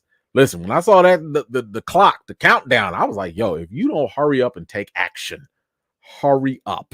Okay. So the suspense was definitely there. I really liked it. And I wouldn't say that this is bad, but this girl right here got on my nerves. Every time she got on my nerves.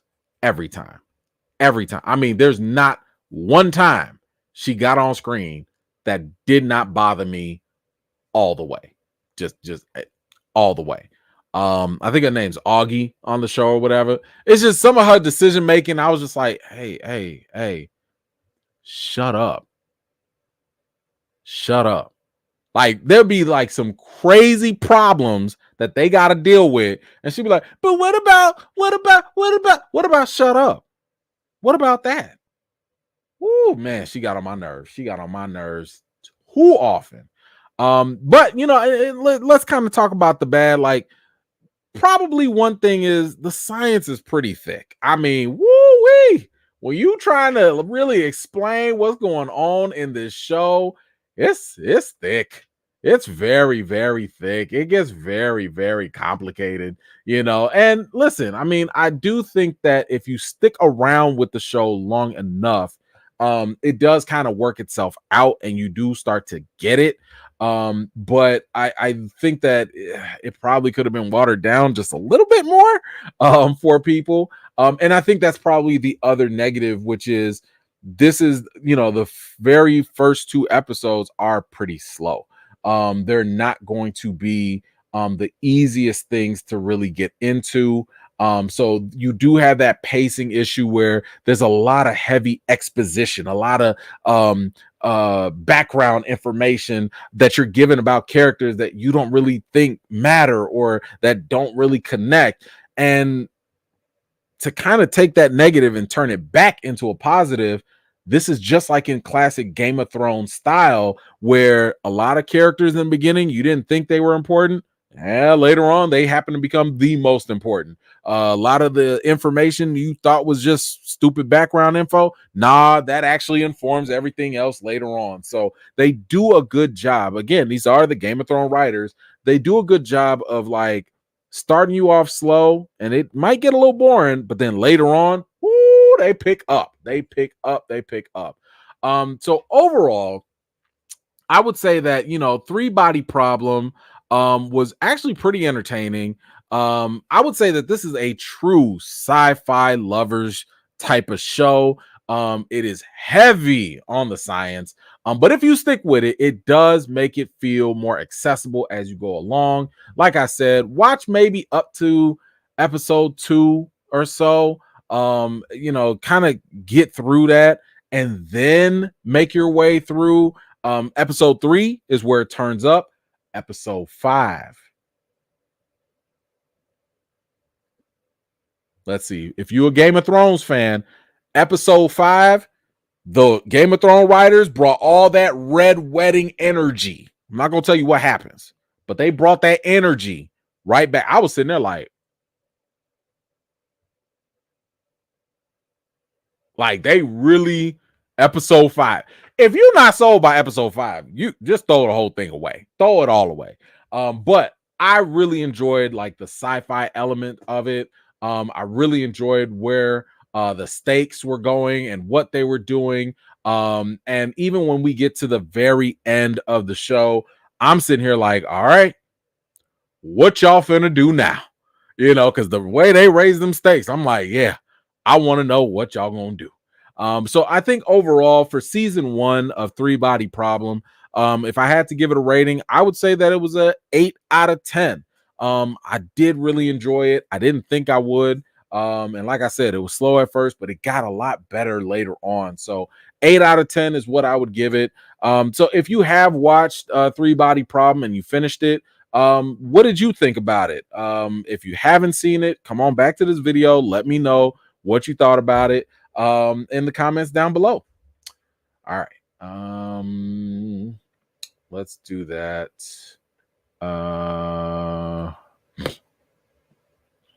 Okay.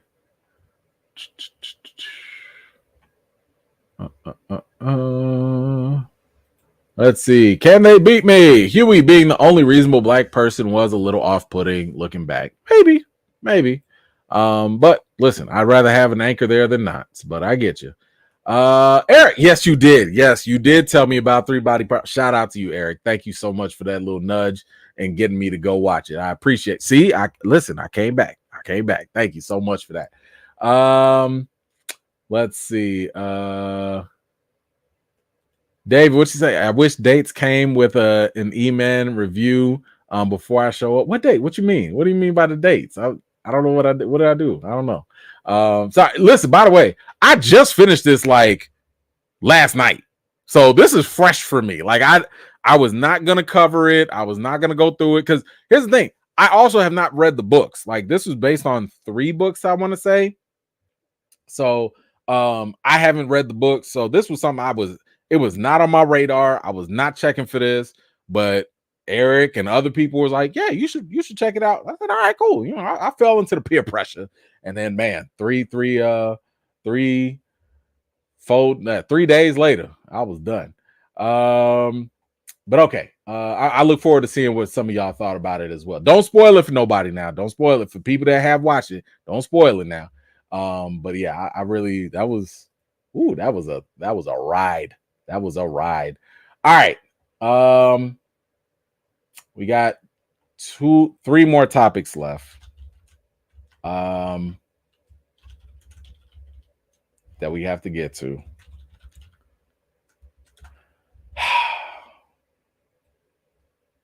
I'm trying to think of what we need to do first. You know what? Okay. Because I know what y'all want. I know why some of y'all here, because some of y'all are messy. Some of y'all are messy. I don't know why y'all like this. So what we gonna do, because the messy folks are gonna want all that mess from stuff. Y'all can wait. Y'all can wait. Let's talk about Godzilla X Kong, the New Empire. So with Godzilla Kong, the New Empire, I did get a chance to watch it.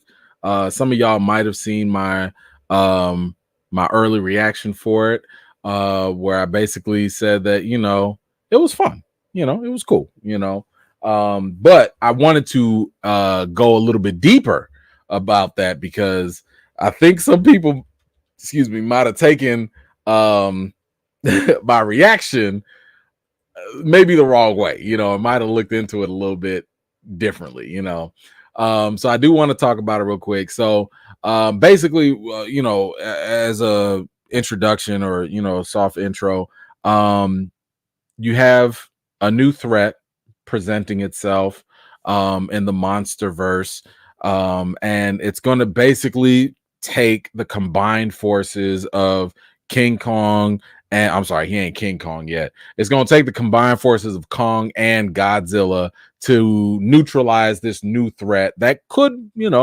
potentially take over the world, right? So, okay, basically, listen, it's a monster movie. Ain't gonna be nothing deep in this. But let's kind of talk about like some of the good stuff that happened. You know what? Let's see. I think that my favorite thing, this is the number one thing that I was looking for a long time, and I'm glad that they finally did it. They put some respect on my boy Kong's name. Okay, Kong finally got the respect that he always deserved, because in the last Kong versus Godzilla movie, all they did was make that man take L's. All he was doing was taking L's left and right, and I did not appreciate it. So I loved the fact that when it was his time to shine, boy, Kong wasn't playing with nobody. Okay, he was not playing around at all. But what I loved the most was the fact that we actually got to see a lot of his growth and development through some of the fights that he would do. So, for example, you would see him get into a fight, possibly with other monsters, but what they did in a very creative way was show you his character, show you what Kong stands for because of why he would fight. And that, to me, I was like, see, this proves that we don't always need all these humans in these type of movies, because you're showing us this creature's mindset, you're showing us his mentality, why he's fighting, how he's fighting. I really enjoyed that. I thought that was really cool. And then you also had there was like a baby Kong or whatever. I think that was in the trailers. So, this is clearly playing off of the other previous movies, Son of Kong. Now I'll just say this. His dynamic with Kong is pretty funny. I really enjoyed it. I had a really good time laughing at how they interacted with each other. I'm not gonna say it was all cute and funny, and listen, I just thought it was hilarious. So I enjoyed little baby mini Kong, whatever you want to call him. I thought that was pretty cool. As for Godzilla, I really love the fact that they basically stayed consistent with the fact that Godzilla is just a force of nature. Godzilla ain't here for the laughs. He's not here for the chuckles, the kiki ha-has. No, Godzilla got one goal and one goal in mind, and that is to make sure everybody knows this is his. He has to make sure ain't gonna be no more threats, that this is his kingdom, and that's it. So I like the fact that they kept him just a force of nature and just a pure menace, and that was it. Let's see, another positive thing, and this might actually be a bit of a surprise. I didn't see this coming, but I thought the humans were actually not that annoying. Like, usually, y'all know I got a problem with the humans, right? The humans are usually the most annoying part of the story because they be distracting. They sitting here talking about they drama and all this other nonsense that don't nobody care about. But this time around, the humans were not that bad. They were not that bad. So I actually give them props for that, for making sure that, they didn't completely get in the way. Now, I wouldn't say that we could still use less humans. We could still use less, but they weren't that bad.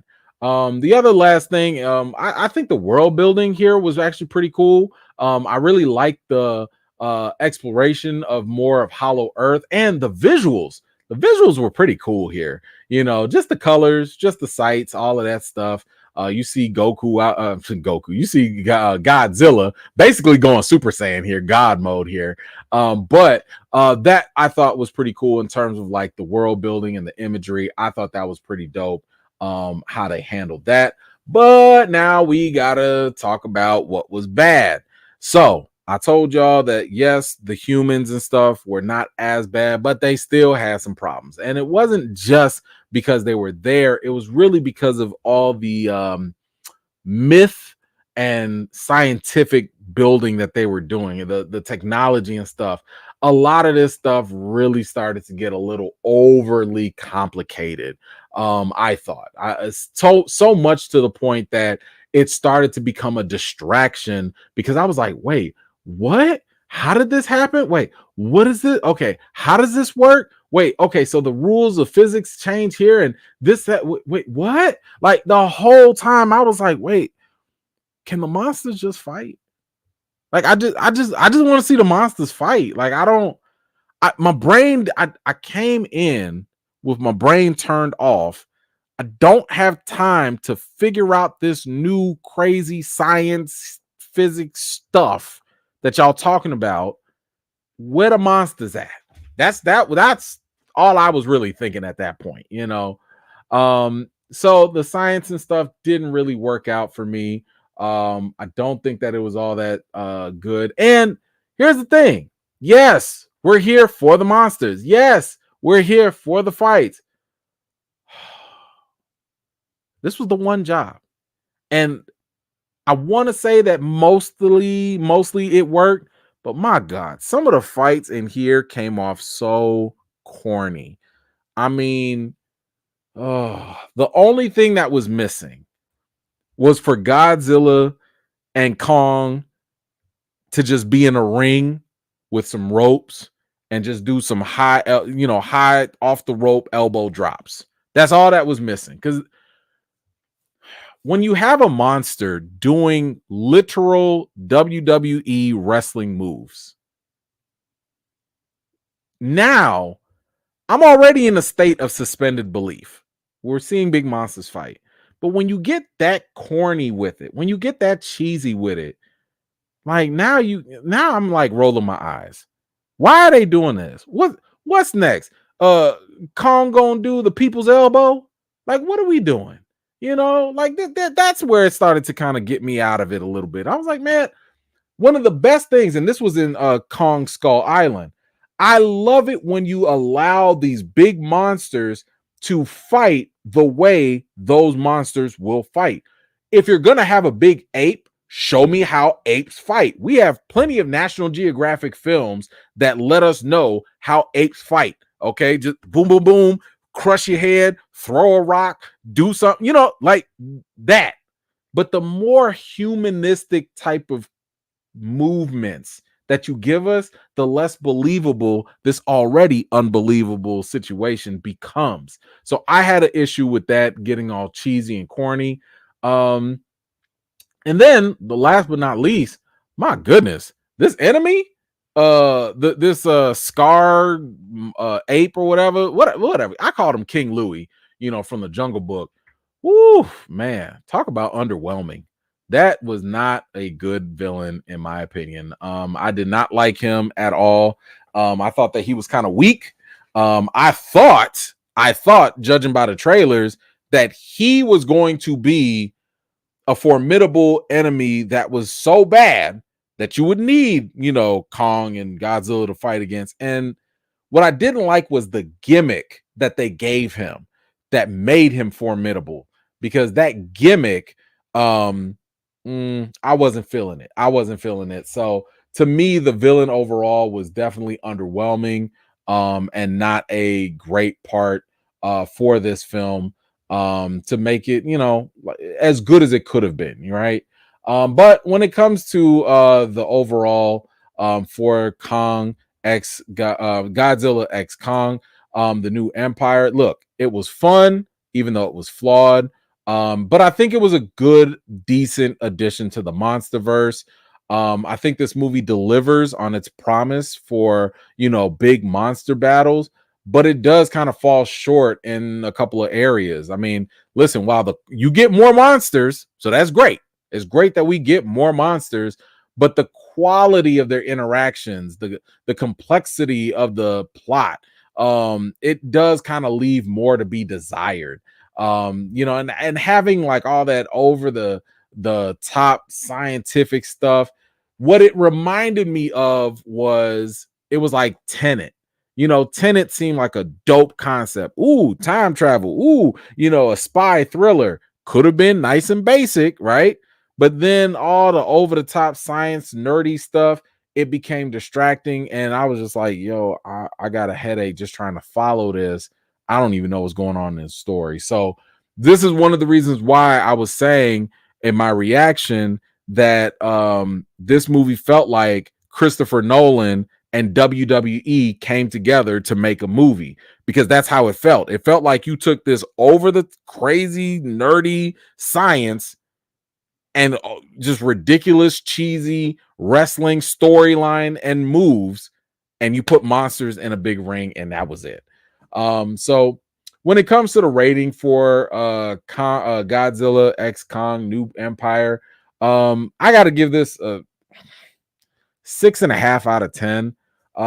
It's fine. It's entertaining. Like, if you just want to see some monsters fight, they fight. Is this the best fight that I've seen? No. And for those of you that are wondering, hell no, this doesn't live up to Godzilla -1. Not even close. Like, this don't even need to be in the same sentence. Matter of fact, I apologize for even bringing this up in the conversation, because it does not even need to be in the same space. But no, it doesn't compare. But listen, I would say if you want to do a matinee, you know what I'm saying? If you don't mind, sure, go check it out. It's okay. It's not something I will ever go back and rewatch. But I had a decent time with it. It was all right. But anyway, if you have seen Godzilla X Kong, the New Empire, or if you plan on watching it, come on back to this video. Let me know what you thought in the comments down below. All right. Appreciate y'all being patient with me on that.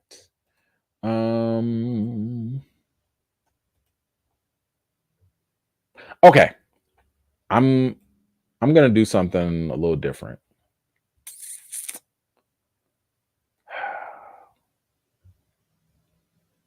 Hold on, let's get these.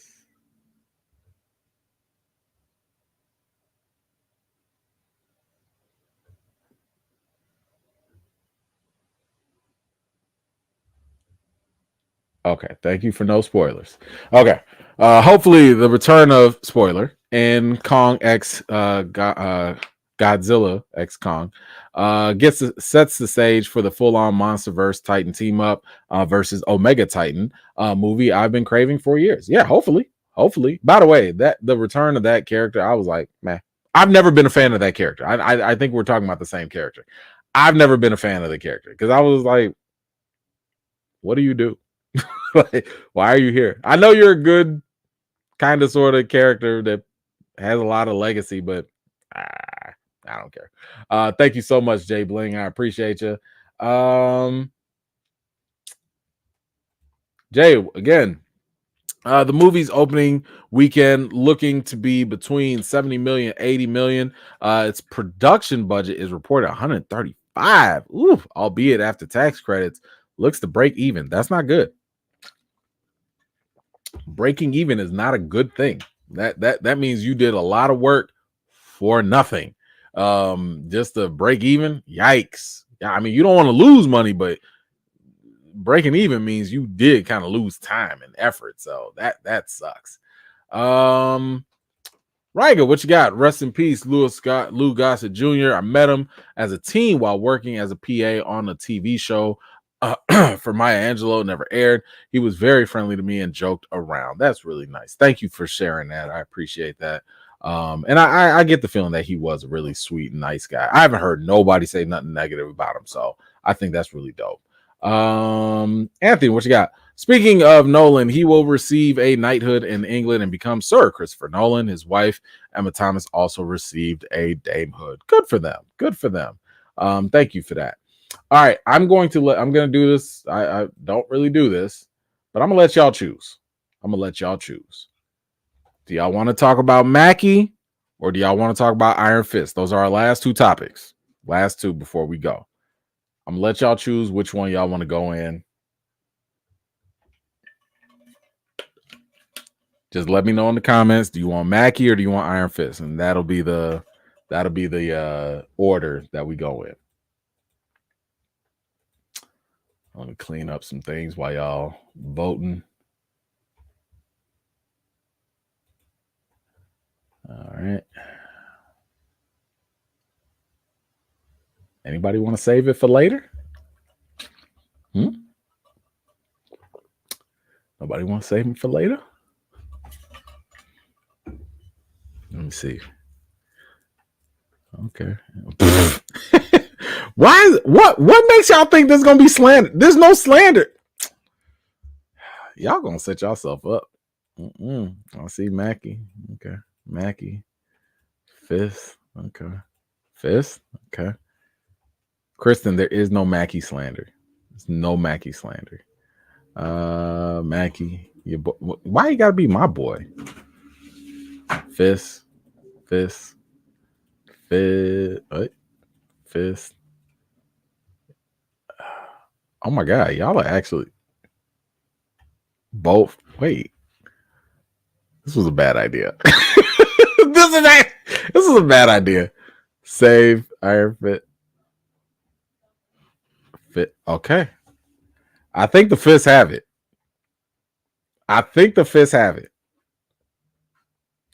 All right, we'll do Fist and then we'll save Mackie. All right. Is Iron Fist going to return? There have been rumors by a lot of leakers, a lot of insiders that have talked about the return of Iron Fist.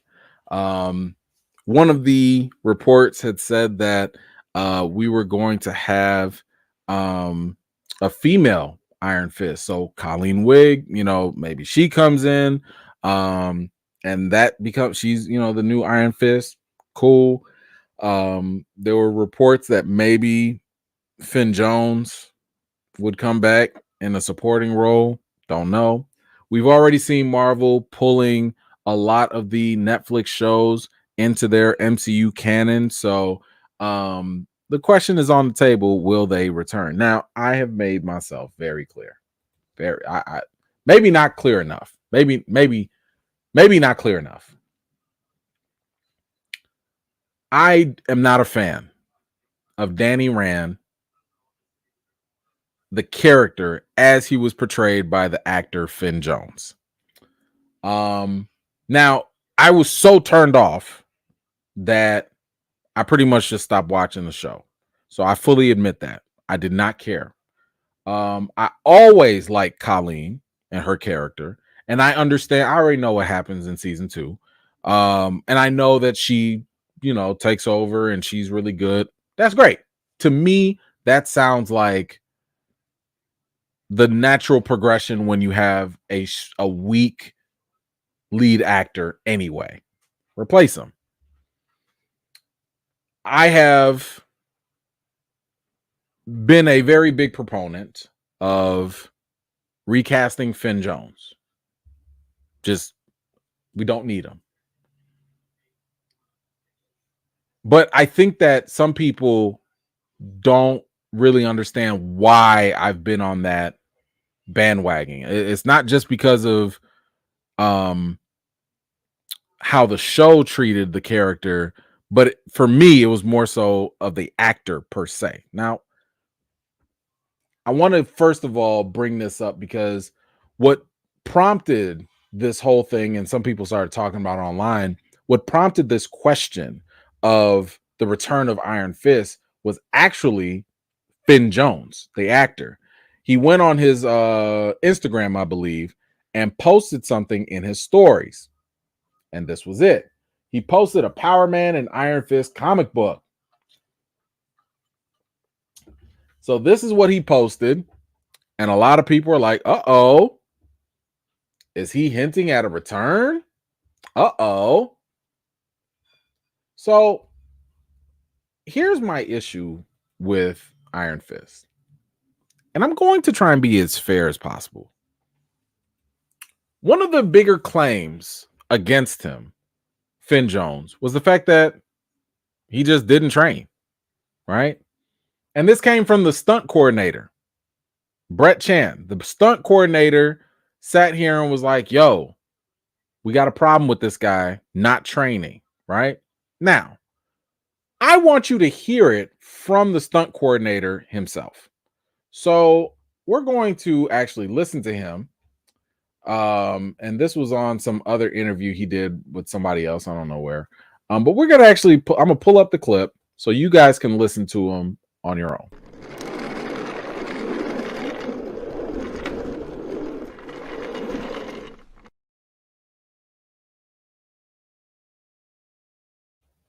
All right. Let me pull it up here. So the guy on the right is the stunt coordinator. And I'm only going to play half of the interview so you can actually hear what he was talking about just when Iron Fist was mentioned. And you can take it from there. Iron Fist or, Kung Fu and, of course, Warrior, you know what I'm saying? Look at his face. Don't say that one. What was that one, bro? I start getting PTSD when you hear that. Yeah. We all know, though, at the end of the day, that the final product is not always a reflection of the stunt team and everything you put into it, You would be surprised. I got slammed by a lot of people after that came out. Like, it was like, they had no idea. Like, Johnny and myself were doing 21, 22-hour days, trying to make words and have the directors go, no, or Marvel saying, no, or everyone's fighting and, like, the actor doesn't want to train, he doesn't want, and, like, guys. Let's go back. Let's go back. What did you say? Or everyone's fighting and, like, the actor doesn't want to train, he doesn't want, and, like, guys, throw me a bone. Give me something to work with here. That's why the best sequences were with Jessica Hennick, because she trained 4 hours a day and she had zero martial arts experience. Ooh.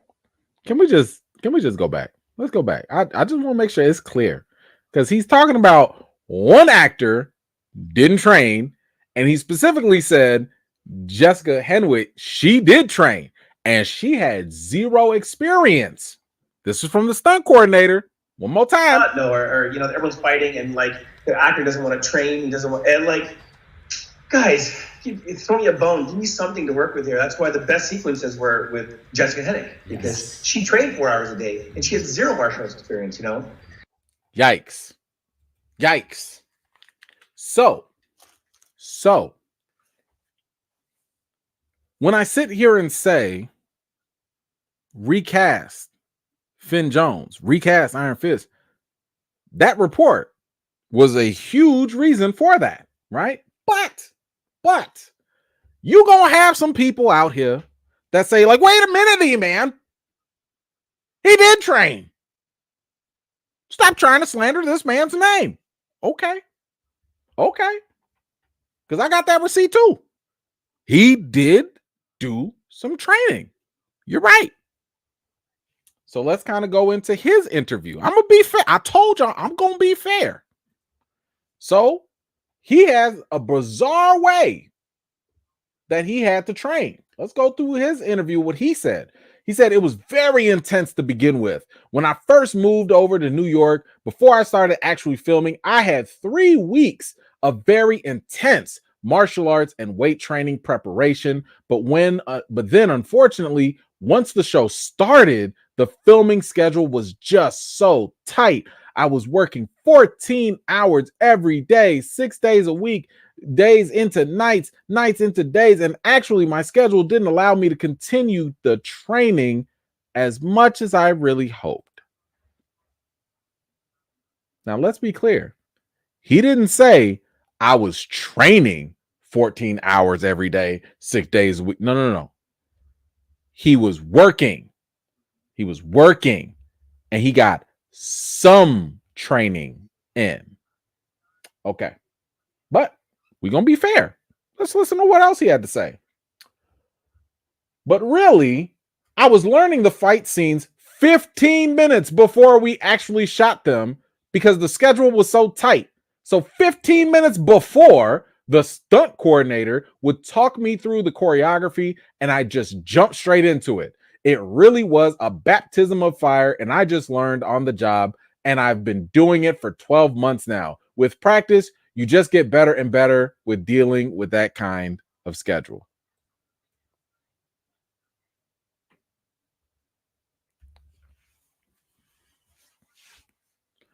In other words, oh, you studied for the test 15 minutes before the test started.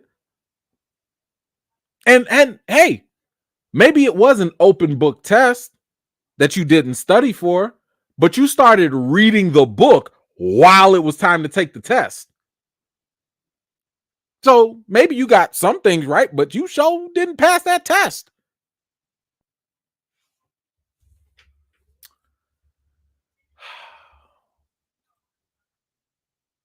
Part of me does not want to be a vindictive man. I don't want to be vindictive at all. And I'm not a cynical person. I'm not a mean person. I believe redemption exists. I know some people are like, E-Man, can't Finn Jones just come back? Can't he just get a second chance? I mean, he did get a second season, but we won't go there. Like, what, a third chance? And some people are like, hey, but we liked him in Defenders. That's fine. Whatever. He had 5 minutes. Whatever.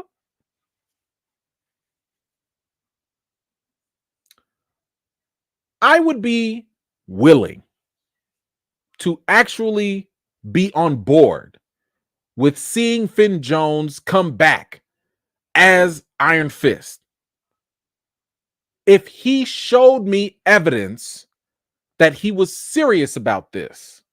Because as a fan, all I can go off of is what you say and what you show me. That's it, right?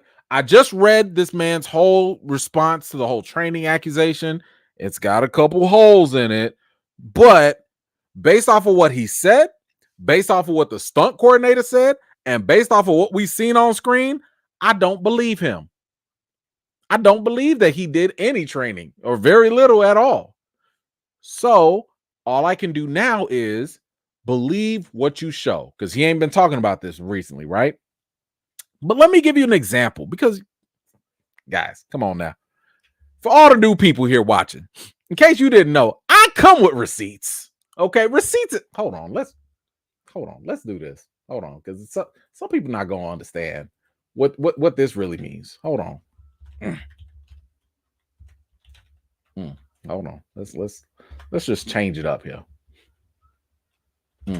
Okay. Hope I spelled that right. All right. Let's pull up some receipts. Just one receipt. Maybe a couple more. I want y'all to see something, because I had to do a little investigative journalism.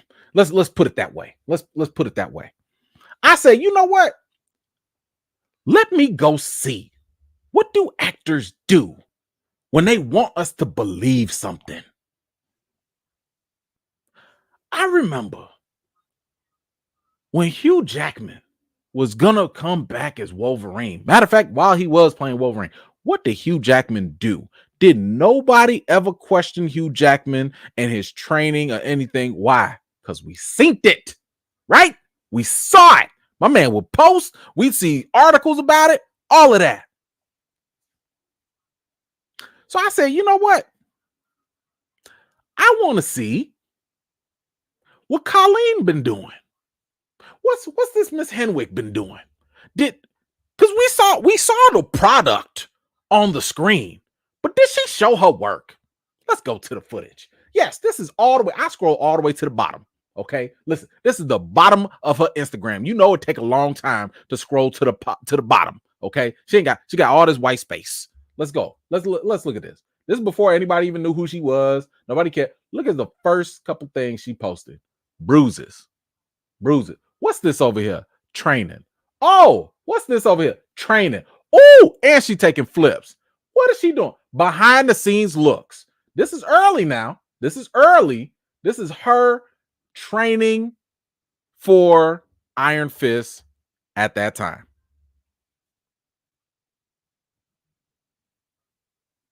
She showed her work.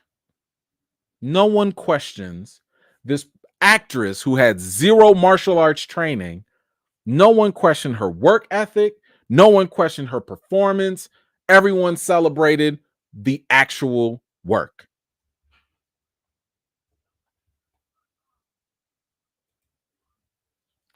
Let's go to Finn Jones's Instagram. Now, he had more, so I didn't have time to go all the way to the bottom because it didn't matter. But I went back to at least 2014, 2015 because Iron Fist didn't come out until like around 2016, 2017. So at least he'd have the role by then. Let's see what he did. All right, we got some nature pictures here, some weird stuff there. I don't know what that is. Okay, some weird religious stuff, I guess. Oh, okay, little Iron Fist and Luke Cage. All right, that's cool. All right, he's jumping here. I don't know why, but okay, he's jumping. Oh, he got a bruise. Is that from training? No, that he on vacation. He on a beach somewhere, so that's not training from that. Okay, a little Iron Fist picture, little art. Okay, so look.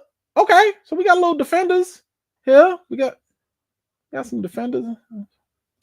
Same artwork. All right, let's keep going.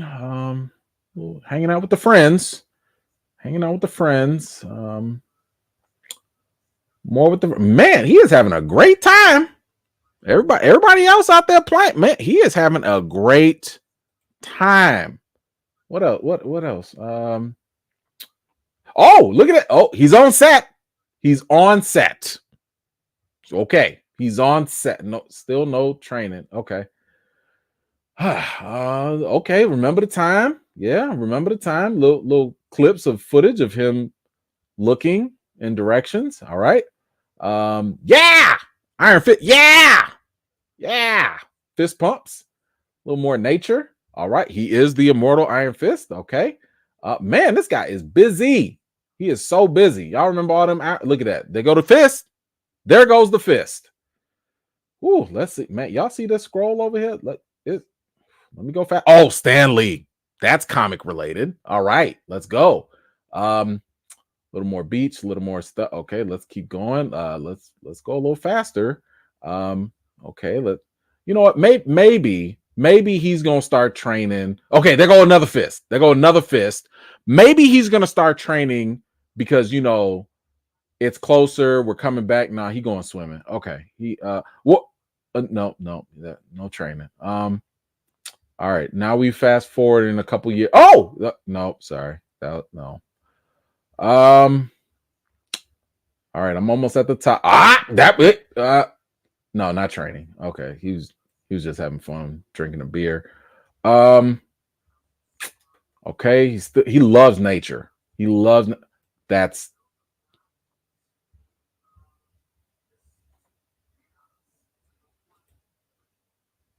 That's it.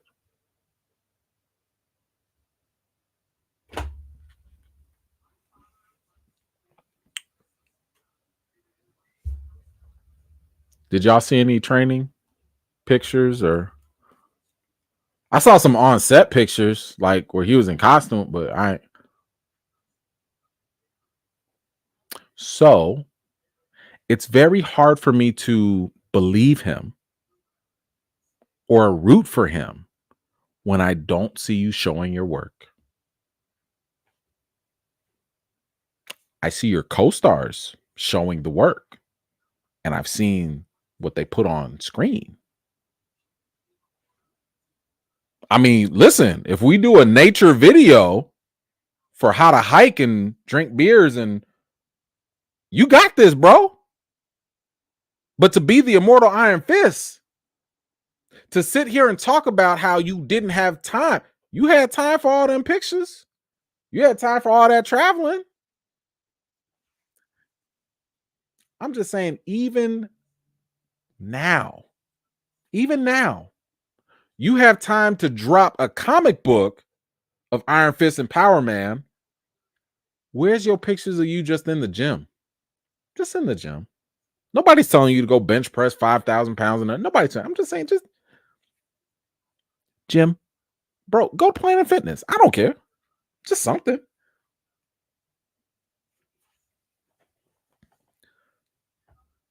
Please recast Iron Fist, aka Finn Jones. Recast. That's it. So you guys let me know, how do you feel about the potential return of Finn Jones in the Iron Fist franchise? Maybe he's not the Iron Fist anymore. But how do you feel about his inclusion at all? Are you supportive of the actor? Do you still believe that he actually secretly trains, or I don't know, whatever people were holding on hope for? Whatever you think, let me know your thoughts in the comments down below. All right. Let's get down to business here. Rabia, thank you so much. Appreciate you. Oh man, Sharon, thank you so much, Sharon. You be coming through with it. Thank you. Appreciate that so much. Thank you for that.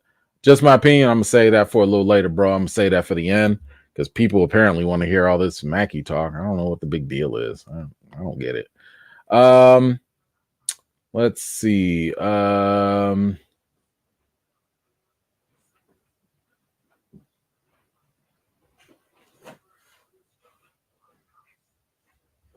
Oh, okay. I thought she was talking about me. I was like, wait, I ain't ignored them. Right, what you got? What I realized is that you have to ignore the people mad about DEI in movies because they're just upset they're seeing non-traditional people in shows, films they like. There's no consistency at all with them. So here's the thing. Normally, I do ignore those people. Normally, I don't give those type of people very much attention at all. Those people are always going to have a problem, just whatever. I can't ignore people that are in positions of power that have the potential to influence things that we interact with. You know, this is a guy, again, I probably wouldn't even have talked about this outside of maybe a quick mention or a joke, but this is a guy that's trying to vie for power at Disney who could potentially influence getting rid of Bob Iger, getting rid of Kevin Feige, bringing Bob Chapek back. I don't know. You know what I'm saying? Just making decisions that will end up potentially affecting our daily lives. Now, is what we watch in the movies like the biggest world problem? No, it's not. But you see what I'm saying? So like, the people online, whatever, crying about these things, I don't care because people are entitled to their opinion. I'm more concerned about people that have positions of power or influence. Those are the ones I'm concerned about. But thank you so much. I appreciate you. Let's see. Deborah, what's going on? I know you was doing your watch. Sorry, I'm late, E-Man and E-Fam, trying to finish my homework. But Iron Fist was terrible. I was hoping Joy would get taken out. But that war would finally get some peace of mind. Recast Iron Fist. Come on through with it. Thank you so much. Deborah, how was I know you were rewatching Daredevil, or you were watching, I believe. How was that? Appreciate you for that. Right, what'd you say? Oh, people in the comment, man, don't nobody care about them. Don't nobody care about that. No, I get you. Thank you so much for that. And thank you, Deborah. I appreciate you. Okay. As some would say, it's Mackie time. Thank you, David. Appreciate y'all. Y'all are like so insatiable. I don't understand this. I don't get it. So earlier this week, I noticed that some people were clamoring about Anthony Mackie, and he was trending for a bunch of different reasons. But we're going to talk about the first reason. So one of the reasons why I'm so tired. Y'all are killing me. One of the reasons why Anthony Mackie was trending was because he had some comments about Marvel. Now, here's the thing. Mackie is not this is not the first time he's had commentary about the Marvel machine or the status of comic book movies. I mean, even though other people try to steal that shine from him, he was one of the first people to go out there and say, yo, comic book movies are replacing movie stars. And that's not just comic book movies, but also just the revolution of IPs and franchises. In other words, if you are part of a franchise and you're part, like if you're Superman, Batman, James Bond, whatever, don't nobody care about the individual superstars the way that we used to, right? Like it used to be a time where, oh, Will Smith gonna have a movie? I'm there. It used to be a time, oh, Tom Cruise gonna have a movie? I'm there. Oh, The Rock gonna have a movie? I'm there. Now, don't get me wrong. Sometimes we'll do that, but listen, after Gemini Man, After Earth, there was a couple bombs there. Man, it got a little shaky, a little shaky, so Mackie was right about that. He was right about that before, and now he's coming in with another opinion about basically the difference. Now, he was asked during this this interview about the difference between working on Twisted Metal, which is a show some of y'all liked. I didn't particularly care for it, but some of y'all liked, and he was asked about that versus making Marvel movies. Like, is there a difference? So he gave his comment on that, and for some reason, it got some people feeling some type of way. While he was asked about whether his long-standing role in the MCU prepared him for adapting a beloved brand such as Twisted Metal, Mackie replied and said, I would say the Marvel thing is completely different just because it's such a space of controlled entertainment. Like, there's only so much you can do. There's only so much creativity you can bring to the table because Stan Lee gave us so much. In Twisted Metal, there's a guy, there's a girl, go. So we're really able to build around that. He goes on a little further to say, as they, continue to ask him about Twisted Metal, and he was like, yo, exactly. And that's the hard thing about the Marvel universe. It's like you can't really go outside the lines of those comic books. Listen, it might come to a shock to some people, but Mackie's right. He's absolutely right.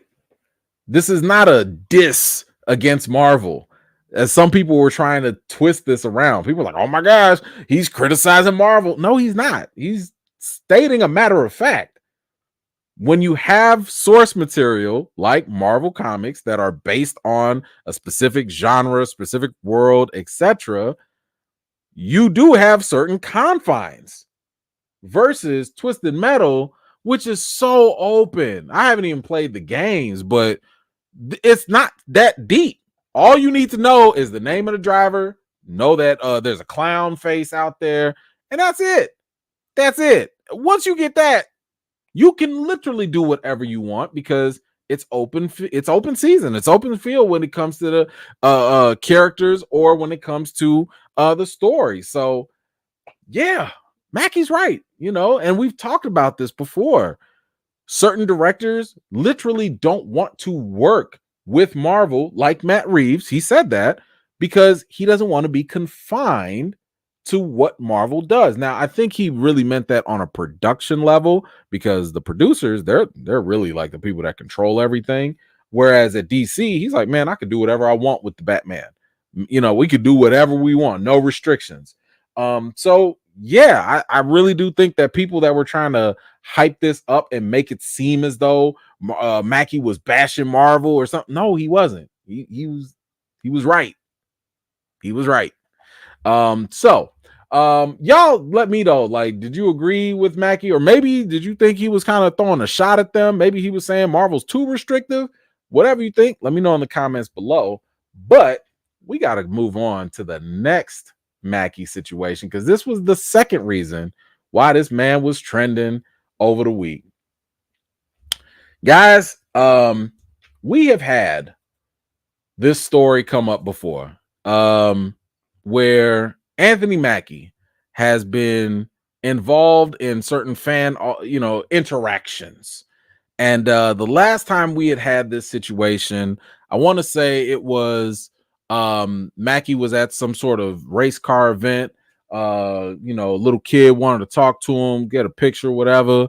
The mom, who, they're from New Orleans, the mom knew Anthony don't be getting down like that. Like, everybody in New Orleans know that's not him, right? And the grandmama apparently did not know. Now, I got a whole video on this, going through this, so in case you don't know, you can go to type Eman's movie reviews Anthony Mackie. And the grandmama was kind of mad because Anthony Mackie was like, nah, not gonna do no pictures. I'll talk to the young man, just to have that little interaction so that he can remember that, but I don't want to take no pictures. Grandmama didn't like it. She went and started blasting him, calling him rude and all this, but the man had the right. He was out in public. He wasn't working. He wasn't at some comic convention. Made sense, So now we got another situation that has gone viral. And apparently Anthony Mackie is, quote unquote, one of the rudest human beings on earth, according to this new fan. And now it is creating all this social media debate. So I figured we got time. Let's go through this video together.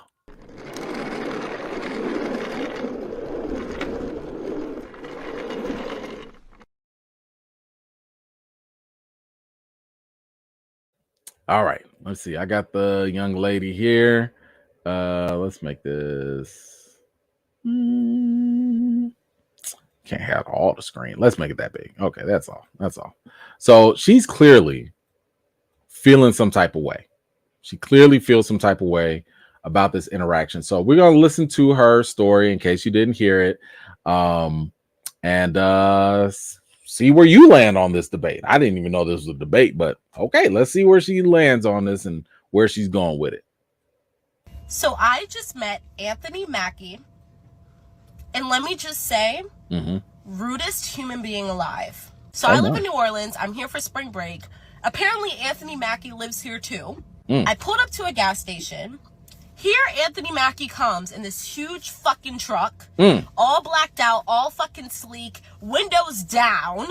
Now, by the way, this is a separate interaction. This is not the same interaction that we talked about earlier. Okay, this is a completely separate thing, just so you guys know. All right, this is not the grandma. Just want to make that clear.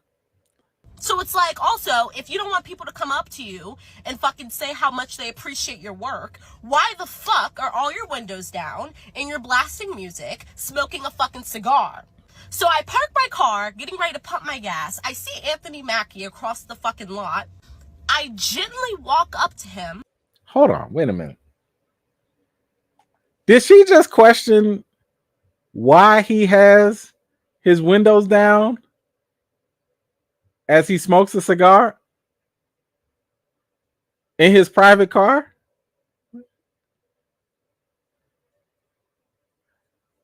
Is this is this a New Orleans thing? Like, is it like if your windows are down, that means come talk to me? Like, I'm a little confused with the logic here.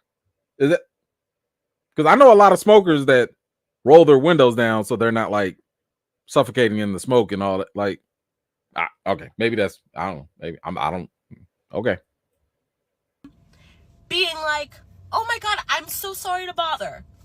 Because I know celebrities are on time. I know celebrities got shit to do. I understand that. So I walk up being very, very, very respectful, very, very, very open-minded, being like, hey, I'm so sorry to bother you. Tell me why Anthony Mackie did this. What do you do? No. Oh. No. Oh. To my face. Oh. No. And then just went back to what he was doing, having me standing there. I was standing there in front of Anthony Mackie being like, oh, should I leave? Like, should I go? When I tell you, all I wanted to do was walk up to that man. First of all, thank you for his time, for even looking at me, and then saying how much I appreciated his work, and that was it. That was it. I just wanted to be like, hey, Anthony Mackie, like, it's so nice to meet you. Like, I'm so, like, your work is actually phenomenal. I'm so glad I got to meet you. Like, have an amazing day. That was it. That was it. That was it. That was it. That was all I wanted. That's all you wanted. But these fucking celebrities, all of them, make it seem like we're fucking roaches and rats. Bitch, I'm pumping I'm at the same gas station as you, bitch. Baby, we on the same level playing field. I'm pumping the same gas you pumping right now. And you can't even look at me. But he even did. If he was like, oh, like, hi, like, shush, like, you know, like, I'm on the low right now. Didn't he look at her to give her the note? Like, he didn't. He gave her the Neo. No. He gave her the Matrix. No. Like, that wasn't. I thought they locked eyes there. But it's so nice to meet you. That would have been amazing. Would have been. But I get a hand to the face, get fucking stranded, looking stupid. Anthony Mackie, the rudest celebrity. The rudest celebrity. Rude. You make celebrities look bad. All of them? You do. You make them look bad. You do. Yikes.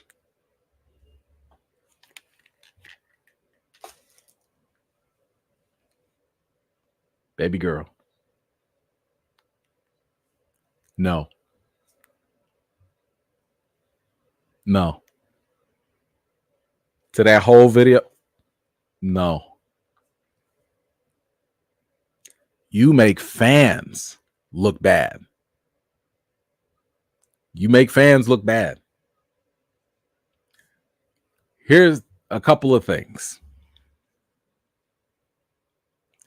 First of all, if it is true that all you wanted to do was just tell him, hey, I like you. Hey, I love your work. Thank you. You could have just said it.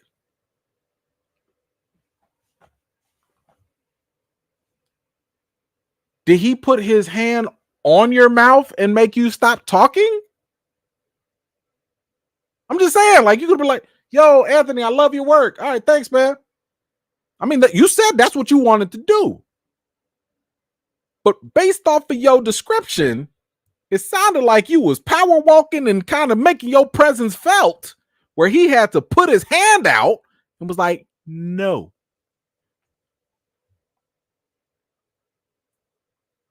What's that? So it sounded like even though you wanted to tell him something, you wanted more. You had an expectation to be in his space.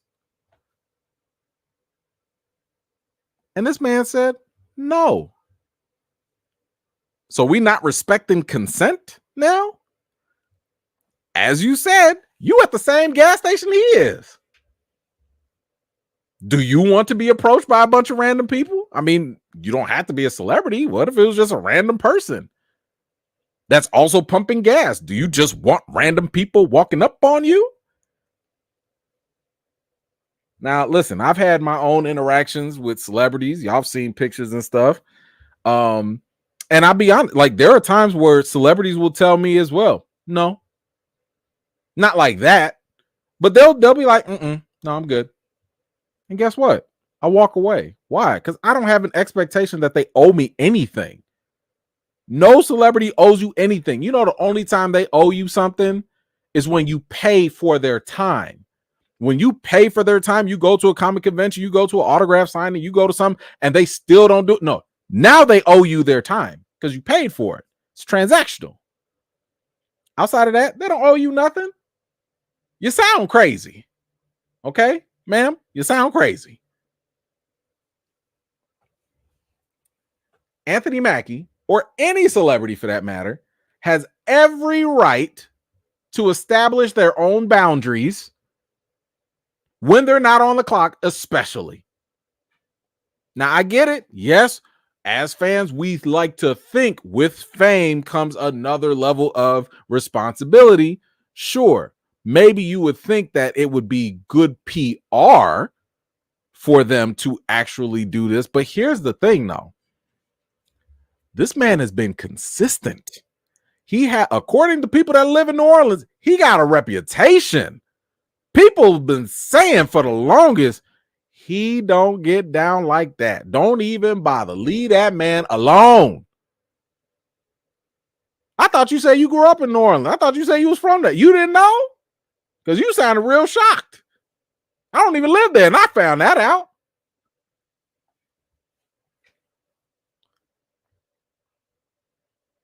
Two times in one night. Mackie was right. This man has every right to not interact with people if that's what he chooses to do. He doesn't owe you anything. Ooh-wee. My goodness. Anyway, y'all let me know. What did you think about this fan's reaction? I don't even really understand what the debate is to be had here. Like, what do people think the debate even needs to be? What are we arguing? Because I don't see it. I don't even see an argument to be had. He had the right to set boundaries. You also had the right to mind your business. You chose wrong. No. Anyway, guys, y'all let me know what y'all thought about the video. Y'all let me know about what you thought about Mackie's decision. Let me know your thoughts in the comments below.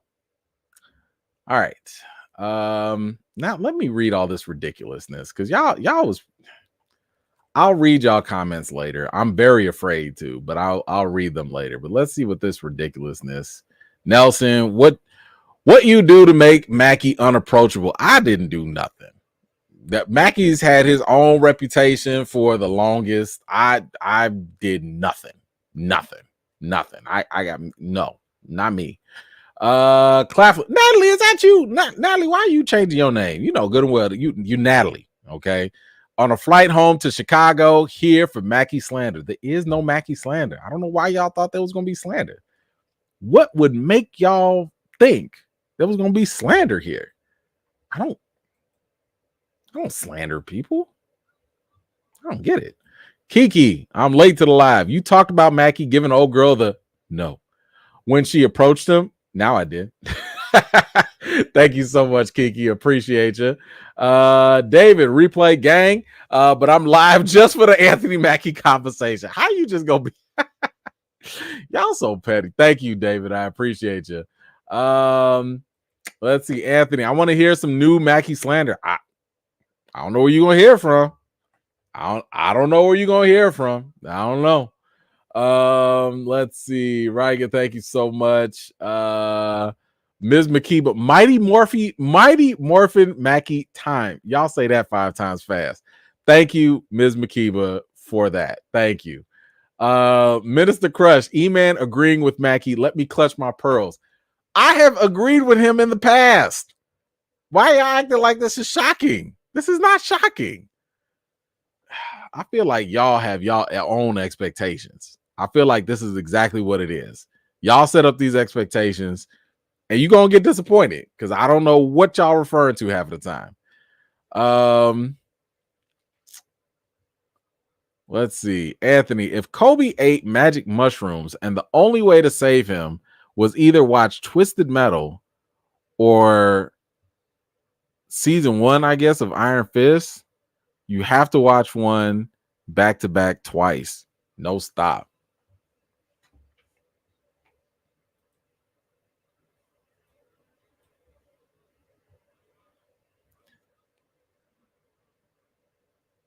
How many mushrooms did he eat? That's all I'm just, I can make him gag, I'm just, how many mushrooms did he eat? Listen, I'm just saying I still got the number of his breeder. That's all. I'm just, listen, I'm not mean. I'm just saying.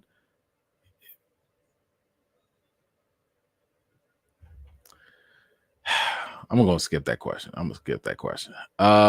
Kiki, she was like, he said, exactly.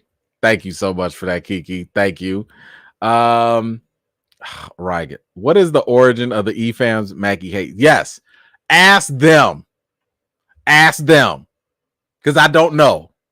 This has been going on for years, and I don't know why.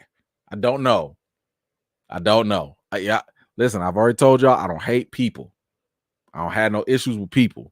I got issues with what people say and what they do. Okay? I don't know. Go to, that's for the E-Fam to answer, because I have no hate in my heart. Okay? My heart is full of love and compassion. And I might get a little frustrated, but E-Man don't hate nobody. That's a great question. Let them answer that. I don't know. I've been asking that for a long time. Let's see, Ms. Makiba, Mackey's from NOLA, can't be open to all. Yeah, and that's fair. He doesn't have to be. Not at all. Thank you so much. Baker, what you got? What live did I just make it to? Mackie positive? Yes. It's always positive around here. What you mean? It's always positive. Why y'all shocked? I don't get it. All right, my man. Just my opinion reviews. Y'all make sure y'all go give him a follow too. What's your ranking? Skull Island, Godzilla X Kong, Godzilla versus Kong, Godzilla 2014 or 15, Godzilla King of Monsters. I will go with, let's see, it's probably easier to do the worst one. The worst one was probably the Godzilla movie, because he was barely even freaking in the movie. So that Godzilla one, King of Monsters, that's at the bottom. Right above that. So how many is that? Is this 5? Okay. Oh, wait, which one was which? Wait, King of the Monsters? Is that the one? Oh, okay. Are they connected? I don't know if they're connected. I don't know if the 2014, 2015 one is connected. I think that's different. I don't know, but let's just say it's together. Fine, let's say it's together. The 2014 one all the way at the bottom. The 2015 one, 2019 King of Monsters right above that. Then I would say this one, Godzilla X Kong. So that would be like 3rd on the list.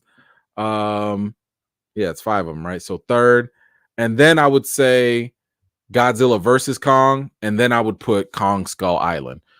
For me, Kong Skull Island was extremely entertaining. I really, really liked and enjoyed that film. At least I'm just going off of memory anyway. Sam Jackson was great. Tom Hiddleston, I thought, gave a wonderful performance. I was like, yo, this man could be James Bond.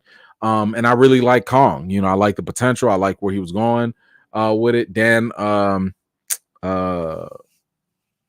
what's the guy's name from Roseanne? Dan.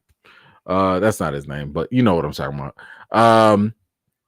He was really good. John Goodman was really good in there. So yeah, I think that had the better cast. I thought it had the better balance between the monsters and the villain and all of that stuff. So Kong Skull Island it's probably gonna be at my very top. So hopefully that answered your question. Thank you so much for that. Anthony, you said he ate a lot of shrooms. Man, that's messed up. That is messed up. Oh well.